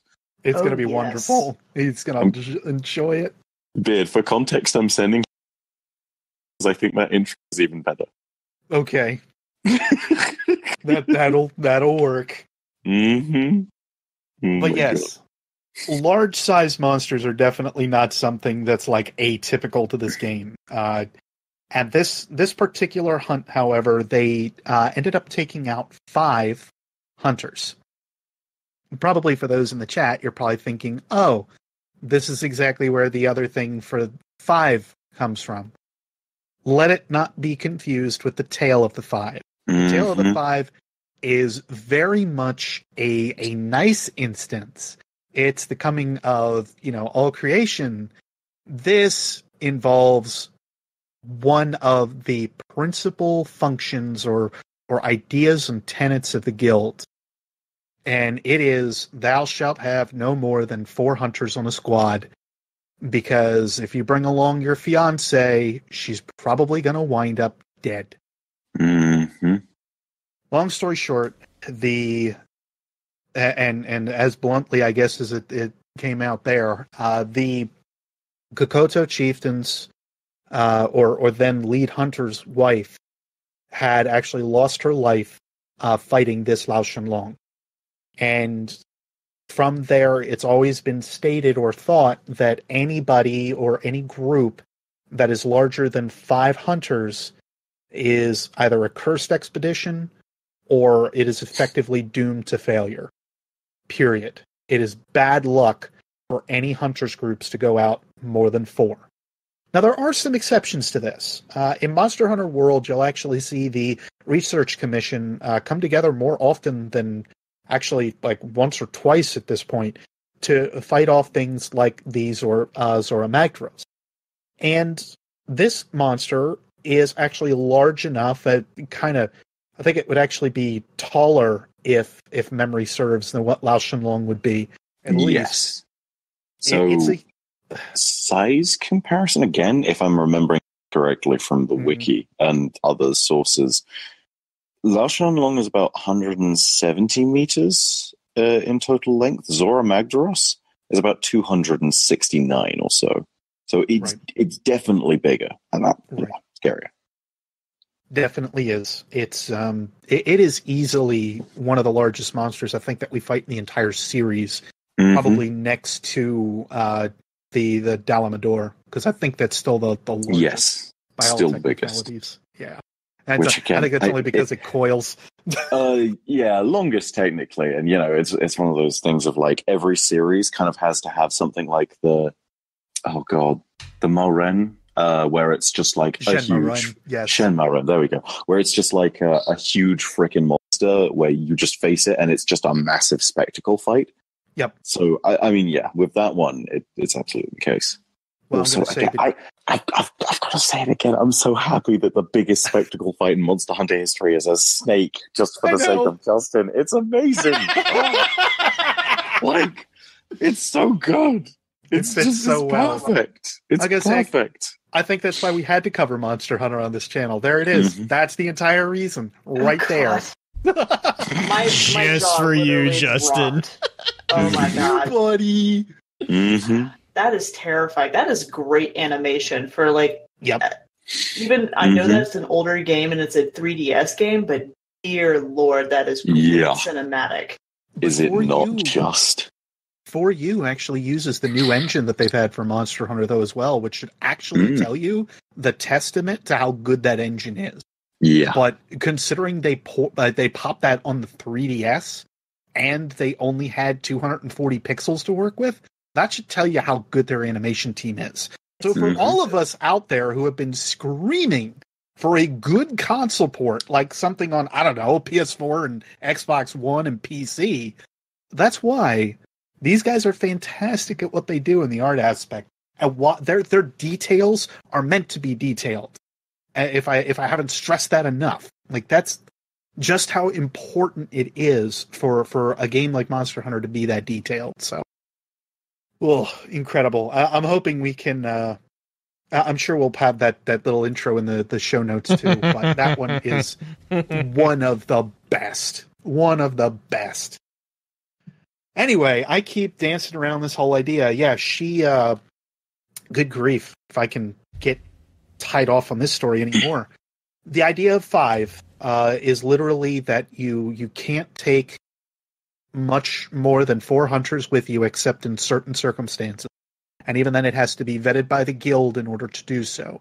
It's actually reasons that the 50 time limit is in place, as well as also the rule of why you can't have more than 4. Now, obviously, there was the cool thing is that there was a gameplay limitation to this. Originally, they had found for balancing, if you took more than 4 hunters, it was something where the monsters were just... It was a completely imbalanced idea. You couldn't do more than that because the monster would just fall over dead with a 5th hunter. So they said to balance things and to make it work, we had to limit it to 4. But how freaking cool is it that they actually gave us a full fictional reason, factual reason why we cannot have more than 4 hunters? And it was something that actually kind of pulled at the heartstrings besides. Like, it's a very big ordeal for the guild to allow more than 4 hunters in one sitting. And it's all because of the original hunter group. Those original 4 Wavarians. But again, he doesn't get married. That group actually splits up completely, and it's thought that that's actually where the guild ends up kind of forming. But the interesting thing, again, as we kind of mentioned earlier, Wyverians have very little to do with actual hunting. A lot of times, Wyverians are there more as guides. They're there as showcasing this is what we can do, and they allow humanity to effectively, since it does feel like humanity is more the highly populated species, you could say, within Monster Hunter's universe. They allow for them to kind of do their own thing, to kind of say, and possibly if we are the ancients and whatnot, this is our redemption to keep nature in balance. Wyverians help a little bit, but that's the idea. But hunters, the Hunters Guild is basically formed from the idea of keeping things in check. And it is not something where you're constantly sent down on hunts to say, well, there's one of these things getting really close to us. Not really. It seems like that from a gameplay aspect, but really you're only hunting one, maybe two of those monsters at most. And that's the thing to kind of keep in mind for the sake of balance. There's not these certain monsters, say Zinogre, since we brought that one up before.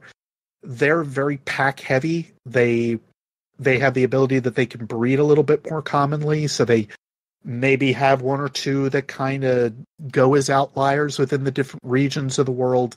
And yeah, they have to be killed off because they kind of just step into the wrong vicinity or get too close to civilization. That's what the guild is kind of in check of.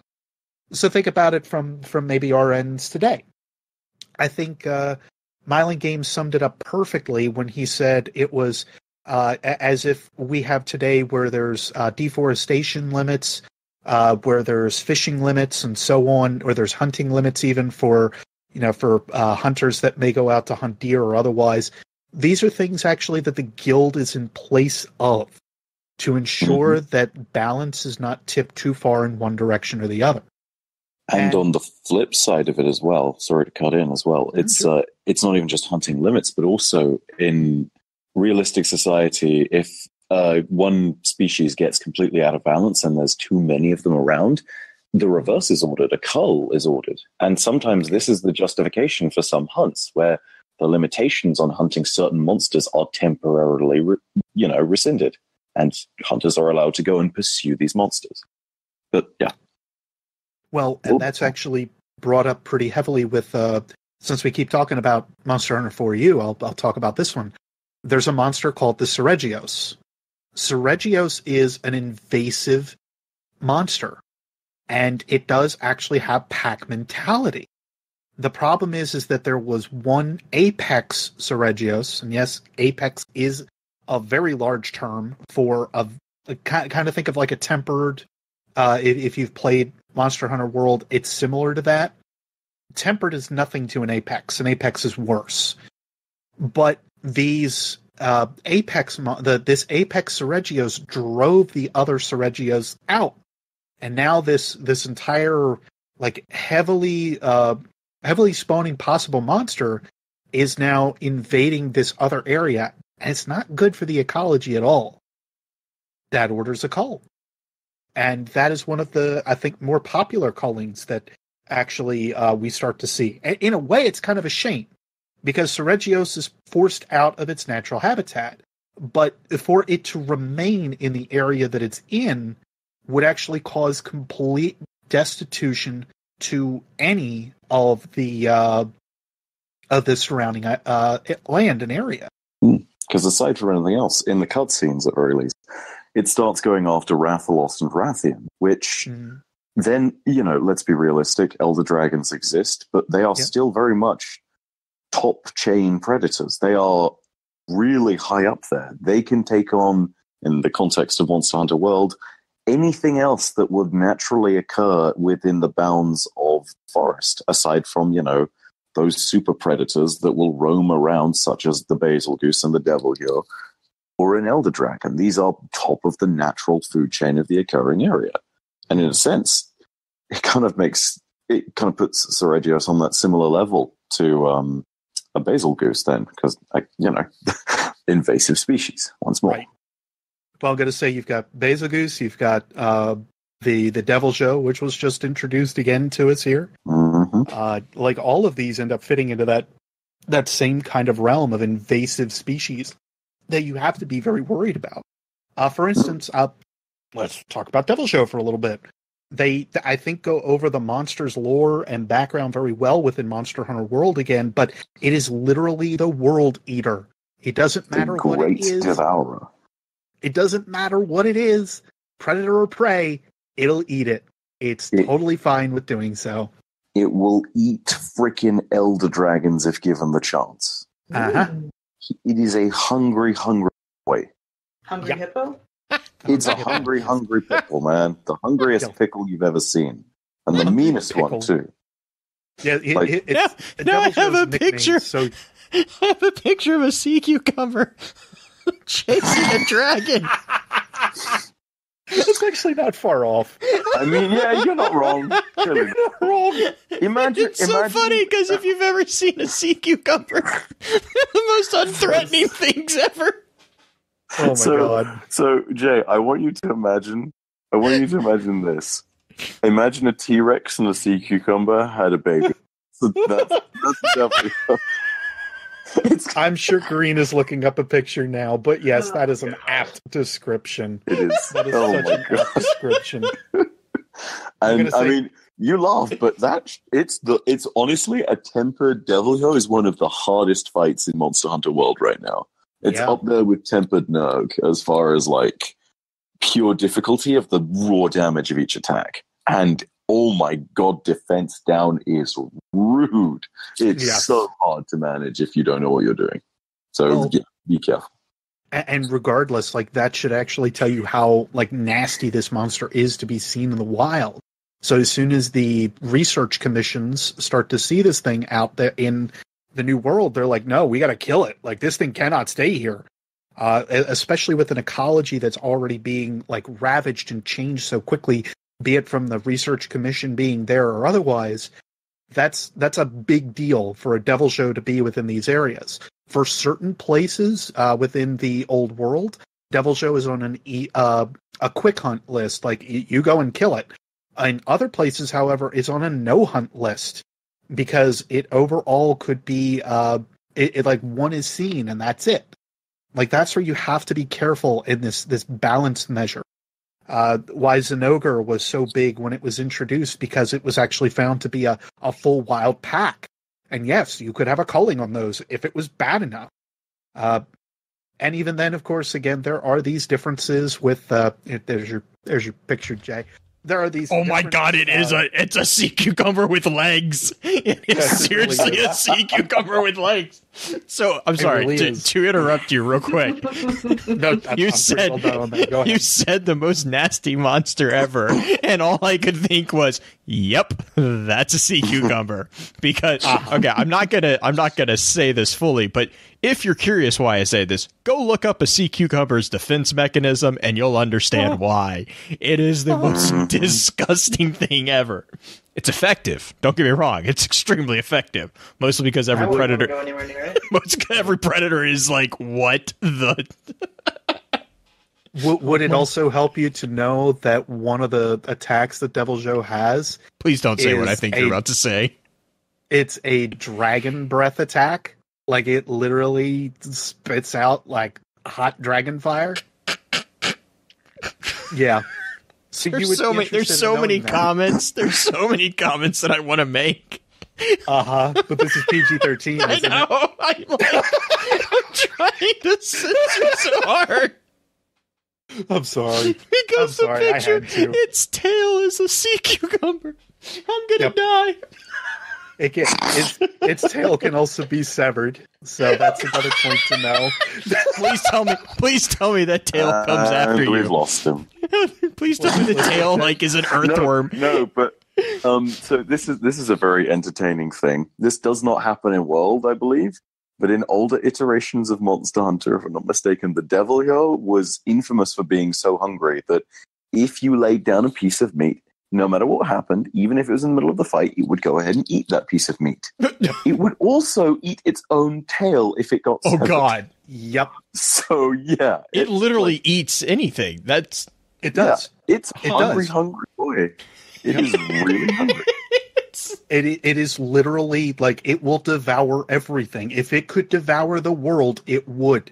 That is how ridiculous this thing is. Thanks to you and Green. Now I have the image of my son's Hungry Hippo game with like 4 of these things. Like, Right. Yes. Oh no, it's going to be Photoshopped now that we said it. I'm sorry, it's going to happen. So anytime Hungry hip you. Hungry hip checks. What? Hip yours in Oh Lord. Oh. Okay, sorry. We've gone a complete tangent. I'm so sorry. The thing is like the top of that head would totally work on the Hungry Hippos game. I'm totally it would. It would. Totally. I'm totally on this tangent. This is like when Beard showed me the Wiggly helmet. Okay, like I was like, what is this glorious thing? Oh my god, it's kind of okay. Have you seen the I hate to be the one who goes full memester, but have you seen the shooting stars meme of that? Because but I'm going to go watch that up now, or go look that up now. I'm looking because I need to find this. But when they originally introduced the Wiggler helmet, it was a complete surprise to the first few people that did it. You also had mantles in the game, right, in Monster Hunter World right now, which will cut off certain parts of your appearance. The Wiggler helmet is completely hidden by it. And then there's this one perfect video with it, where the person just takes off the mantle and the helmet just appears, and they jump off a cliff, and that's how they get the shooting star meme. And it's just, oh my god, it's perfect, dude! It's amazing. So the best part about the Wiggler helmet is the part where Monster Hunter has, hands down, like of all the video games that I've really kind of watched, they have some really good cutscenes. And you guys have mentioned that a number of times. Like the cutscenes are amazing, which makes the Wiggler helmet so much better because they do the thing where they allow your character's equipment to be shown in these epic cutscenes, and it's like one of the best things ever. It's like I can't remember what it's, but like someone's getting attacked by this monster, and you hear this little like the heroic like swell of the music, and then over the ridge comes the Wiggler helmet. And it's just like, and I'm like, oh my god, you just ruined everything. It's amazing too, because sometimes you'll have a conversation with your handler, except they're not talking to your face; they're talking to like your neck. Yeah. Well, and what's even better about this is the fact that Monster Hunter World has a replay cutscene option. So you can go back with this gear and literally replay everything and see it with the Wiggler helm. Or with the newer one that they added with the Yaku Kalu helmet, where you literally look like that raptor. It's ridiculous. It's amazing. Oh, it's wonderful. That's all right. If there is any appeal to Monster Hunter, if you are still thinking about like trying to get into it at all and you haven't because you're some kind of crazy fiend or something, nothing held by that. Just do it for one thing. Secondarily, Monster Hunter does not take itself seriously.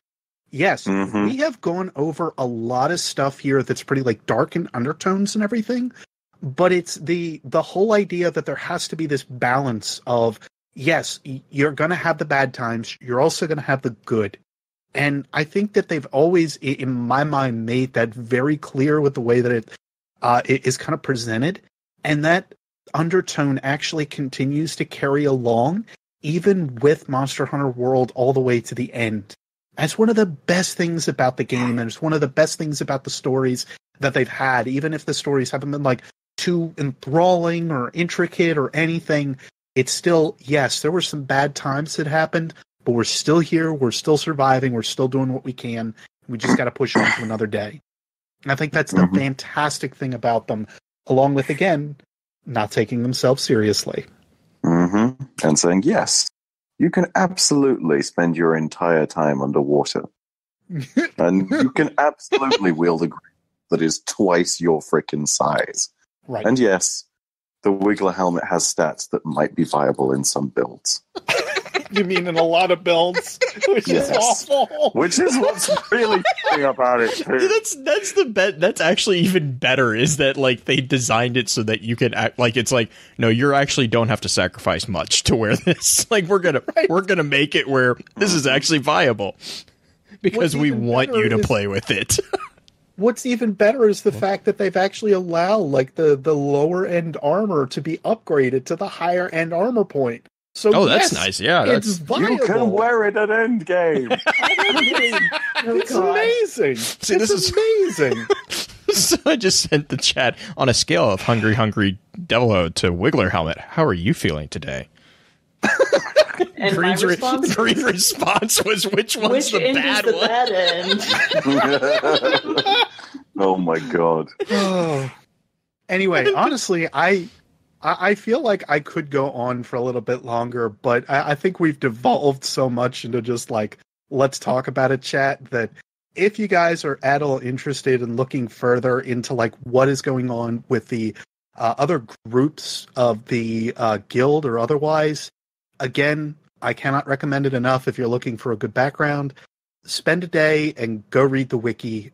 Just look up Monster Hunter lore, and it is literally the first link in Google. It is so easy to digest. It's so cool to sit and read it. If you want to really digest and get into some of the stuff that I may not have had a chance, or Byf has not had a chance to talk about tonight, that is probably the best place to get your best overall background. And as somebody that's been with the series since its inception, I can say that with certain. It is very well done, and there's plenty to digest and look over. But to me, I think that is a great place to leave it, just off of like how the guild was kind of formed, what it is that they do. Just every time you go out on a hunt, remember that it's not you going out mindlessly. You're going out for a purpose, a very big purpose. And at the end of the day, it's just have fun, be yourself. If you want to get good, that's on you. And don't forget your Wiggler helmet. And don't forget your Wiggler helmet. That's the lure. Didn't you know? That's how you lure them to you. Exactly. What's so funny is it's so accurate of a description. So accurate. It's like waka waka waka waka waka waka. Blue's favorite part of it's totally. I mean, all you have to do is watch this cutscene with that thing, and you're like, okay, I'm good. This game is amazing. He showed it to Justin and I, and we were both like, "Where's this game? Like, where is it?" A moment where you sit back and you're just like, dude. I am. What's a first-person shooter when you have a Wiggler helmet? Oh, no. Yeah, dude. What's a first-person shooter when you get to fight dragons on a regular basis? Yeah. Draconic Spongy. Draconic sea cucumbers. Hey, sea cucumbers need to eat too. But yes, I think that's I don't see any other questions out of chat or anything like that. Byf, do you have any last minute thoughts for Monster Hunter? Anything I haven't? I mean, obviously we didn't talk about like the research commission or some of the other elements in the guild, but you kind of learn those things over Monster Hunter World. That's and can I be honest? I kind of want to lead that. It sounds crazy, but I feel like there is in there if they add some amazing DLC for a follow-up episode, right? Right. Like let's go ahead and say they add 3 massive DLCs, and each one of them comes with a new zone, a series of new monsters, and some new story elements. In the space of doing that, we could see Fatalis. We could see some of the classic monsters from 4U. We could see Zenogo reappear, which is a really, please, God. If Beard's reaction has not given you an adequate idea of how popular that monster is in the series, then allow me to express the fact that it is one of the most popular monsters. Amazingly, in Japan, Keizu is another really popular monster that would appear in icy caves, etc., and some marshy areas. So you might Don't look it up. Don't look it up. Don't look it up. Look it up. Don't do it. Aside from anything else, I don't know if people will know how to spell it. That's the main problem I've had this evening. I've had to use words, and it's a little hard to find them. But yeah, if we do that, and if we do get a lot of this stuff added, and there's a legitimate extra story being given in here, then there is entirely a possibility that we could have an extra episode of this. We could just go back over what was happening in the ancient civilization if they, again, appear within the new world. Because if we do get to see a Fatalis, and considering that we had the whole thing of, Fatalis was the one that destroyed the ancient civilization, it only makes sense that we see some kind of ancient arena built by them. And that adds in a whole load of possibility. We could see the other two subspecies of Wrath Wyvern, aka the Silver Rathalos and the Gold Rathian. We could see more instances in which we can just find a new arena to hunt Elder Dragons in. We can see so much more, dude. And there's a load of cool opportunities for this stuff. And considering they haven't really brought up like any ideas of like the ancient civilization for us yet either, I think that's one of the other coolest things is that, like, right now, I'm sitting here speculating, as I always do, about like what kind of involvement the ancients may have actually had on the new worlds, as we are calling it, but how much of it may have just been an experimentation ground for the ancient civilization. We don't know. We haven't seen much about like what they were, but they have their hands in literally everything. So to think that they wouldn't be out here in some way, shape, or form, I think that would be foolish. I think that would be largely foolish. So I'm excited to see what they can do. Like you said, they've got the sky's the limit when it comes to this one, and I think they've got this like absolutely nailed with like newer possibilities and what they can end up doing. So largely excited, and we don't even have G rank yet. I forgot to mention that. Oh, give me G rank. Don't complain to me about the face until you face that frickin' G rank plesioth and have to deal with hitbox nightmares. Oh God, no! Please no. Still mad about it. There is never ever getting over that garbage. There will never be getting over that. You're over there on the other side of. Okay, all right, that sounds cool. Let me just do this little side push. Okay, really. There you go. That's a cart. Cool. Yep. I'll see you in 20 minutes. I'm going to say after I blew you completely across the map and you have to recover and then get up. No, just no. But yes, with G rank, I do want to actually say that too. Speaking of DLCs, if you're looking for value and are interested in picking up the game after what it is that we talked about. Side note, this is completely not an advertisement, and I mean that. I'm just extremely passionate about the game, and the series deserves like every little piece that it can get.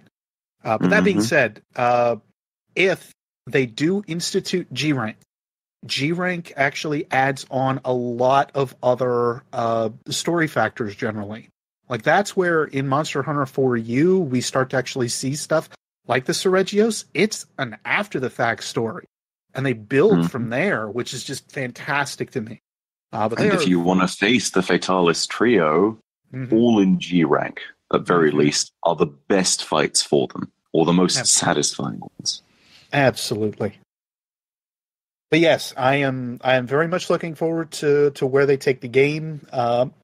I'm very, very happy with what they've done. I think that overall, the game has also proven the industry completely wrong. And like, excuse me, because you'll probably want to bleep this, Blue, bat insane because of what it is that they are now like showcasing to everyone, that we can effectively do things without the overtones of a lot of microtransactions or any other garbage. Just present yourself as a full game, have fun with it. And they're showing that it can be done.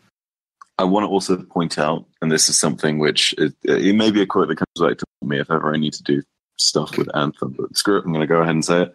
Why not? Monster Hunter World has sold about 8 million copies, if I'm hearing the last estimates correctly, right? Eight and a half, actually, I think is where they're at right now. 8.5, right? Even more to the point.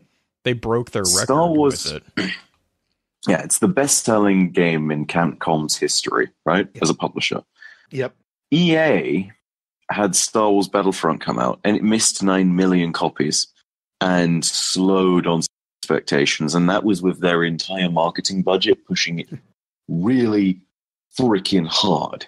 And that was a Star Wars title. And it was literally it was a Star Wars title. And Monster Hunter World is potentially selling as well, if not maybe just a little better than that. And they're doing free DLC. They are doing a really transparent community presence. And they are making sure there's no microtransaction. Excuse me, that's something you'll also have to censor. No, that's fine. So if you are living in this day and age where you sit there and you're like, I'm in the age of the loot box, well, you want to be proven wrong real quick? Because they're about to start the whole spring event that they're doing. Actually, and that's more free today, content. Which is amazing. It's the 6th, isn't it? Oh my god, sorry. I'm still technically on like my entire body clock is screwed up. Anyway, point is totally fine, man. Lots of the things we talked about, the Wiggler helmet, the Kuluyaku helmet, the Devil Hyo, the new spring event that they're adding, all of the new armor that came with those, the little tiny tweaks and changes that they made to all the different social areas, like the Gathering Hub. That's all stuff they do for free, and it's always been this way in Monster Hunter. Yep. So, yeah, totally with you on that one, Beard. Yeah, learn your lessons. Like this, if they're not looking at Monster Hunter, and I mean this to like the guys that are like CEOs, execs, so on, and you're not threatened by that in the least, you should be. Because it really does showcase that you could still do things, have an artistic idea behind it, make it work, and not make it all about the money. Because these guys have been doing that for years. More importantly, that's now their competition. You wanted something that came anywhere close to a quote-unquote Destiny killer, the thing that people have been chasing for literal years now. You want something that is powerful and made players celebrate a different game in droves. That was Monster Hunter. Yep. That was the community that everyone's been chasing, and Capcom casually released this thing, and they're going to retain a lot of that audience because it was a really pro-gamer, pro-consumer model on which they did all of their downloadable content. The only thing you have to charge for in microtransactions are cosmetics in the store that are hidden and squirreled away. And again, not even terrible in terms of the options that you get, because there's very few of them. The amount of value you already get out of the game is fantastic, and you already have a ton of customization options, so it doesn't feel like it's been cut out. And even further than just that, they have amazing crossovers with other games. Devil May Cry is coming up. They've already done Horizon Zero Dawn. You go even further in than just that. They have a freaking character reroll that you can buy in terms of changing your appearance completely.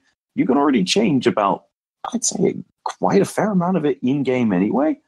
And you see the markings you're not your forced. Face, the hair, you can already change that without needing to like buy anything. Sorry. But you don't have to go to the barbershop.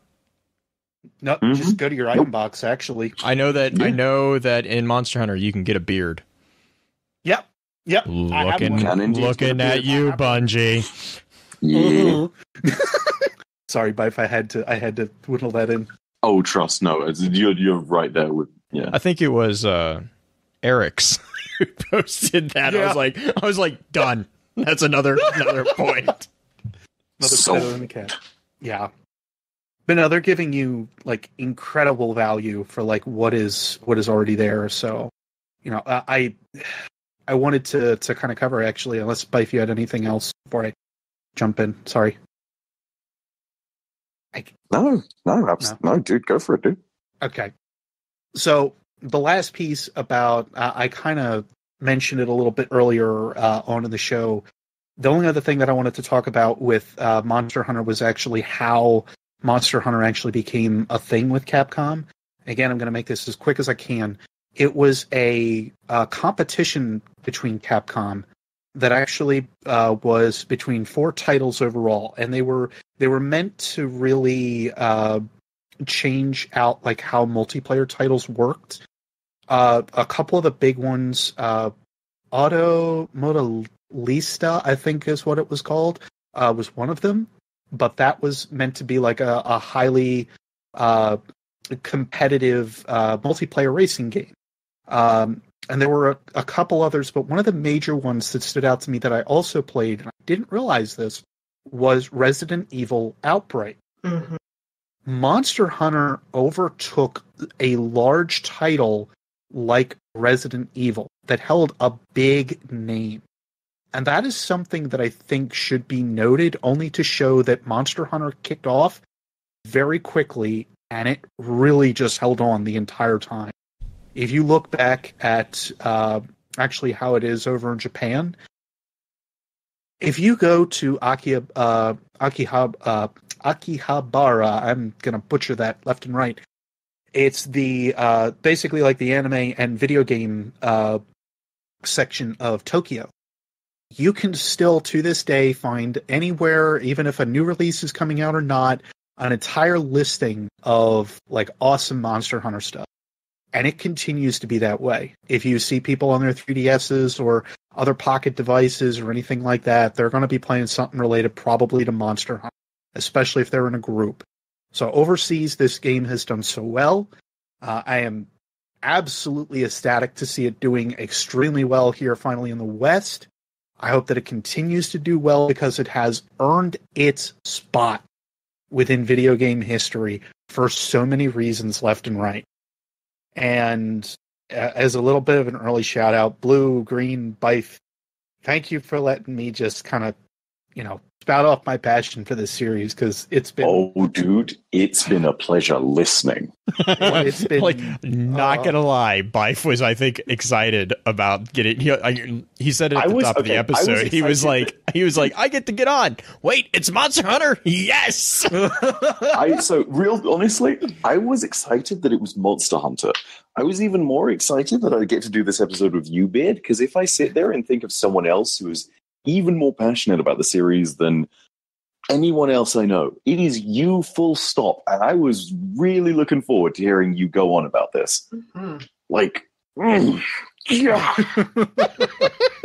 Thank you, Pax. Yeah, no, Thank you, Dado, as well. Yeah, thanks, Dado, for. Oh yeah, so further context on that. Right? Okay, so this is something I'll explain. Big shout out to Dato, by the way, who said hi to everybody on Focus Fire. Hi, Dado. I am current. So hi, Dado. He's not here. He said. Oh, okay. Well, fine. Yeah, that. He's currently at the Twitch party, but this requires a bit of a long story. So I initially got sort of like poked into coming to PAX by Chariona, as did Dato. Char ends up being ill in the end, and Dato is, anyway, like, the minute he came along, was like, yeah, Byf, do you mind if I jump in and share your room? And I was like, absolutely, yes. Char, of course, sadly, being ill, didn't show up, so, the joke is he debated us both. I may or may not have... There's a Twitch party going on right now. That's where Dato is. I stayed behind so I could do Focus Fire, because I've already made the thing. So, yeah. That's, you stick with the commitment. I was not going to miss this for the frickin' world. But more so than Dato right now being out there was this risk that he would walk in midway through the podcast. It's now 1:47. I can only imagine getting home at some point. So, yeah. Big thanks to Dato. Yeah, but not we had bets on if he was going to interrupt us with the statistics on why hammers are the best weapons. Oh, my friend, have you experienced the love and power of a 1,500 damage greatsword swing? Oh my goodness! True strikes your heart's content. One hit that monster. I mean, so long as you don't get knocked out of the charge 3 hit, but yeah. I will admit. Do I hear a Vespoid somewhere? I think I hear a Vespoid somewhere. Vespoids, for those not familiar, small little wasp things that are the most annoying creatures in the game. Mm-hmm. Worse than melons. And they will.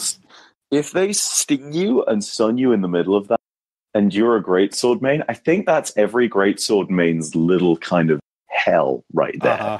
It's just sort of sitting there and looking as your entire team starts laughing at you and you can't do a damn thing and being like, I want to end my hunter's life. Just not... I'm pretty sure. I mean, my career is already over. I'll never hunt again. I will never be taken seriously again. I'm pretty sure that those things are the reason that unflinching was given as a perk, along with anti-paralysis. I'm pretty sure that's it. Oh yes, I'm not even completely and utterly correct. The inside jokes that you can build from Vespoids is incredible. It's almost about as funny as what you could do with a Kizu. Anyway. So real quick, let's go through shoutouts. So shoutouts, Byf, you wanna go first for us? I think we got Dado. Thank you, Dado, for letting us steal Byf. Dado. Thank you indeed. Thank you again to the guys over at Focus Fire for having me on the show again. Seriously, you guys freaking rock. It's not like, I know it's not really a typical thing to go ahead and do shoutouts for the host, but again, I've wanted to be on the show again for so long. And I need to say this right now, as this is a question that gets asked to me so much. I do not think it's at all right for me to answer it on Twitter.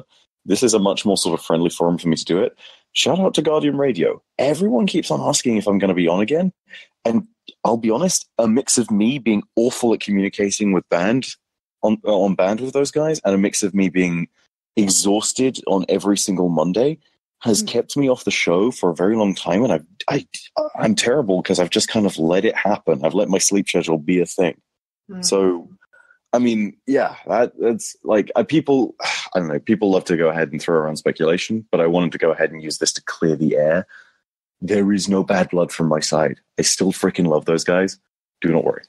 Of the shoutouts that need to be given, and this is something which I think everyone here is going to get behind.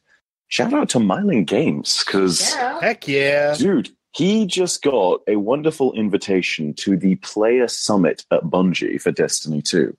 And I know that I speak for everyone in the lore community when I say that there are very few choices that people would appreciate more. In fact, I think that in terms of getting the most balanced individual, the one that everyone can absolutely get behind, he is the best choice. So kudos to you, Matt. We'll all be going ahead and banding together and giving you as much feedback that you can take them as possible.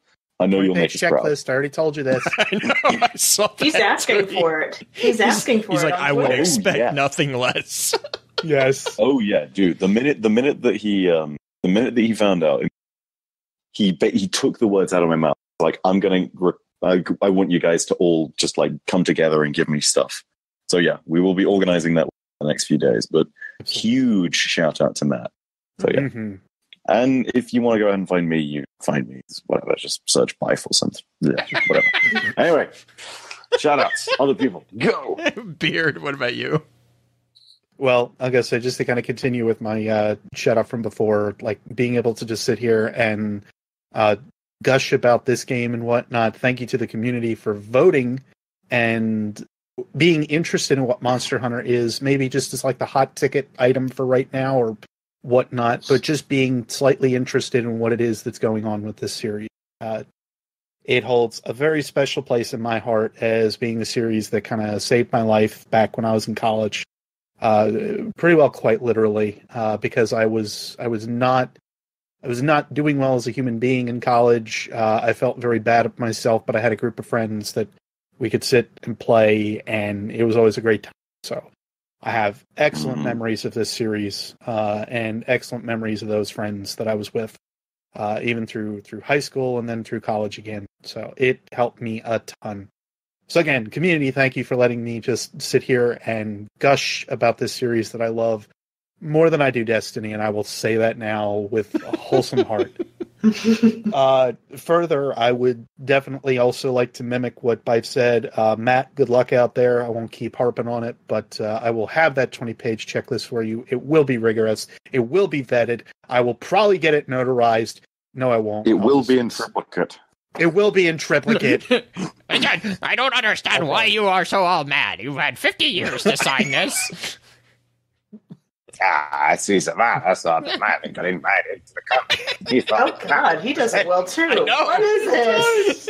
The lore guys can all do Asher. I love it. It's perfect. Oh my God. So okay, I've got to derail this a second. There's a guy in my Discord called Oz. He's one of my mods. He's also the guy who helped me with writing and creating the skeleton script for the 90-minute mega video I did for Destiny 2 ages back. Yeah. it's a running joke in WTF Game Nation that he is Ashamir. And I have only one thing that I need. If I want to elicit a bleep of this response, if I want to elicit the response from him of, quote, F you, or I hate all of you, all I have to do is say this. So, Oz, tell me, approximately, what is the destructive capacity of the Almighty in Zettajoules? And he will just, and he just loses his mind. It's wonderful. I freaking love it. That's perfect. I'm glad. I will I'm ask him, what is the approximate destructive capacity of the Almighty? And he will reply, I do not know, Asher, because I am a reckless fool. Yeah. I know those lines too well. I'm sorry. Yeah. It's all right. I'm just glad to know that I'm not alone. And that there are other Ashers out there, in which case we can all band together and just start a clan of Asher. And if anybody walks in, they're bound to have a headache before they leave. Because we all are going to have headaches as well, dealing with you coming to Io. Now get off my planet! Beard, we can make you cosplay as him. No. We could totally do this as a cosplay for GuardianCon. You're already going to have a one-armed sweater, so I mean, I don't understand the problem with this. That's going to require that I shave the beard. That's going to require that it's gone. I don't want to do that. I want this to be like a Rick and Morty thing because no, hear me out.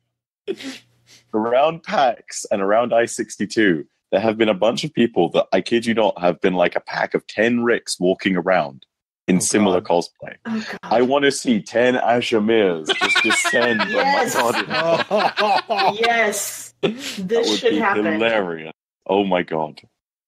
Wow. And just have them all going through the hall and then all saying themselves, impossible, impossible, impossible. I think people would lose them. It would be amazing. Yes, it would. Oh my god! And we could all say that GuardianCon is nothing but a Hilbert space. Like there was, it's perfect. Gesundheit. Green. What about you? Oh god, I can't follow this stuff, guys. I just can't. Beard, if I was next to you right now, I'd be giving you that high five. Yeah. Oh, yeah. I'd be right there with you, and then a fist bump after. Bam. Man. Okay. So I've been on the fence for buying Monster Hunter for about a month now. Mm-hmm. And I've known that well. Yes, Beard has been trying to convince me for quite a while. I have actually powered up my PS2 and I am purchasing the game right now. Oh. Ooh. You said PS2? Yeah, Monster PS2, Hunter 3. PS4. There was a version on PS2 as well. Yeah, well, that was the first version. The original Monster Hunter, absolutely. Yeah. Which, by the way, you should go get it. Like, go do that if you really want to go ahead. And it'll be old school, and you'll have to experience the pain of bringing pickaxes with you to mine ore, but it's worth it. It's a wonderful little old school gaming experience, and it will teach you the meaning of hardship when it comes to the fights, because it takes zero, basically. Oh, God. Well, and I think added to that, it also gives you more of an appreciation of how world is and how much of the farming that they take out of it in the world, which I think is fantastic in a way. But then you're like, yeah, no, a lot of this really didn't make a lot of sense back in the game for gameplay. Anyway, I'm tangenting again. I'm sorry, Green. Continue. No worries. I'm just... You guys have convinced me, because I've been trying to find another story that I can really sink my teeth into as far as gaming goes, because that's where I have the most fun. Is like, is it interesting to me? Right. Not just the gaming mechanics, which is also fun, but it's like, I can get into this. I could definitely get into some slaying some massive dragons, and oh my gosh. Good night, guys. I love you so much. Night, Take care, bye. Bye. Adios. Good to talk with you again. Likewise. No, I'm willing to actually give this game a shot. I don't have a ton of free time, so I've been really picky about the games that I'm like seriously considering diving into on a regular basis. And this one I feel like I could. You're giving me more reason that I definitely need to start up on my tutorial series again, because it is one of those series for weapons and so on. You got to find your niche. Mm-hmm. After you do You'll love it. So I will, for anybody otherwise thinking about picking it up after this, give it a chance. It needs some time because of the weapon systems. Once you find what you like, it's wonderfully fun. Or give Beard a shout out for suggestions is what I'm hearing. I'm gonna say, give me ideas for what style of game that you're looking for or anything like that. I will be more than willing to go ahead and give you like an overall thought process on like what weapon does what, because they're all vastly different. All of them. What about you, Blue? I have a couple shout outs. I'm going to actually move the email shout outs to our next week's episode. Other than that, really, honestly, the only big shout out that I have is a giant apology to Millie. Well, actually, two pieces of that for Millie. Wait. Not apology. Well, no. Why I have to apologize because I called him a Titan. He got very angry with me. He's a hunter. I promised him an apology. So he was very perturbed at me for calling him a Titan. So he is a hunter. Congratulations. I mean, he evolved in my eyes, right? That's how I see it. He got better. Well, I mean, he got better for other reasons too. Well, that's true. And by the way, we owe Millie and Sleepy a enormous congratulations because they are now engaged. And the ring is beautiful. Very good choice, Millie. Sleepy, you're very lucky for that ring. That I love that opal. She sent us a picture of the ring. And then actually, I'll just go ahead.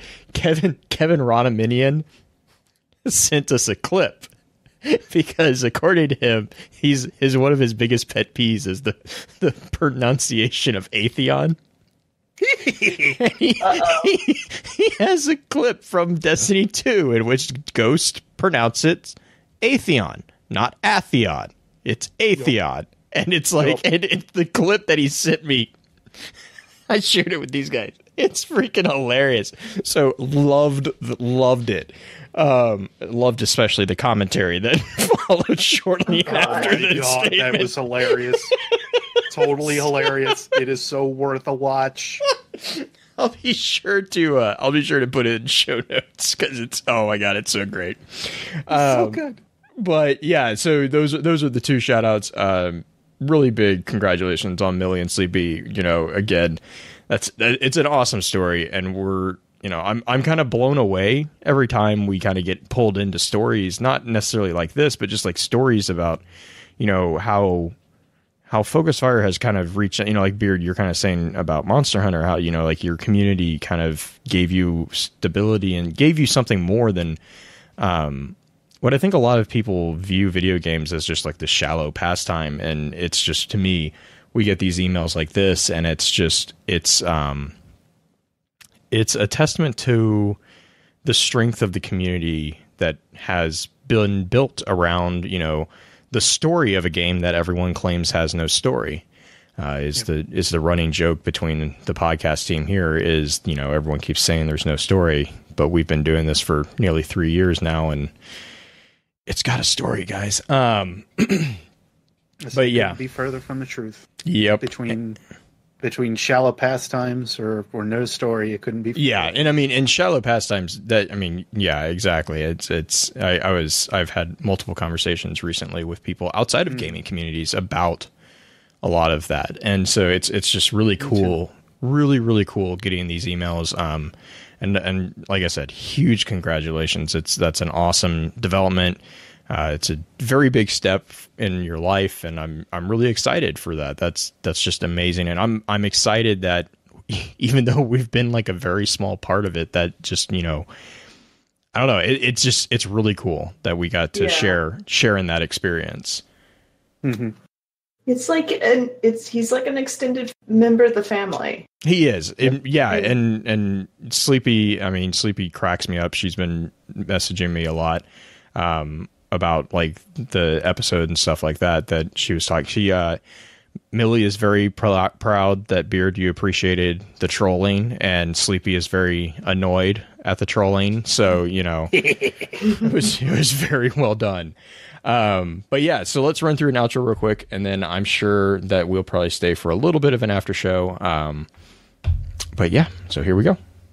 With that, we'll begin to wrap the chat up. Thank you again to those over on Twitch for coming to spend your evening with us. If you'd like to join us for the live streaming of the episodes, please be sure to give us a follow over on twitch.tv/focusedfirechat.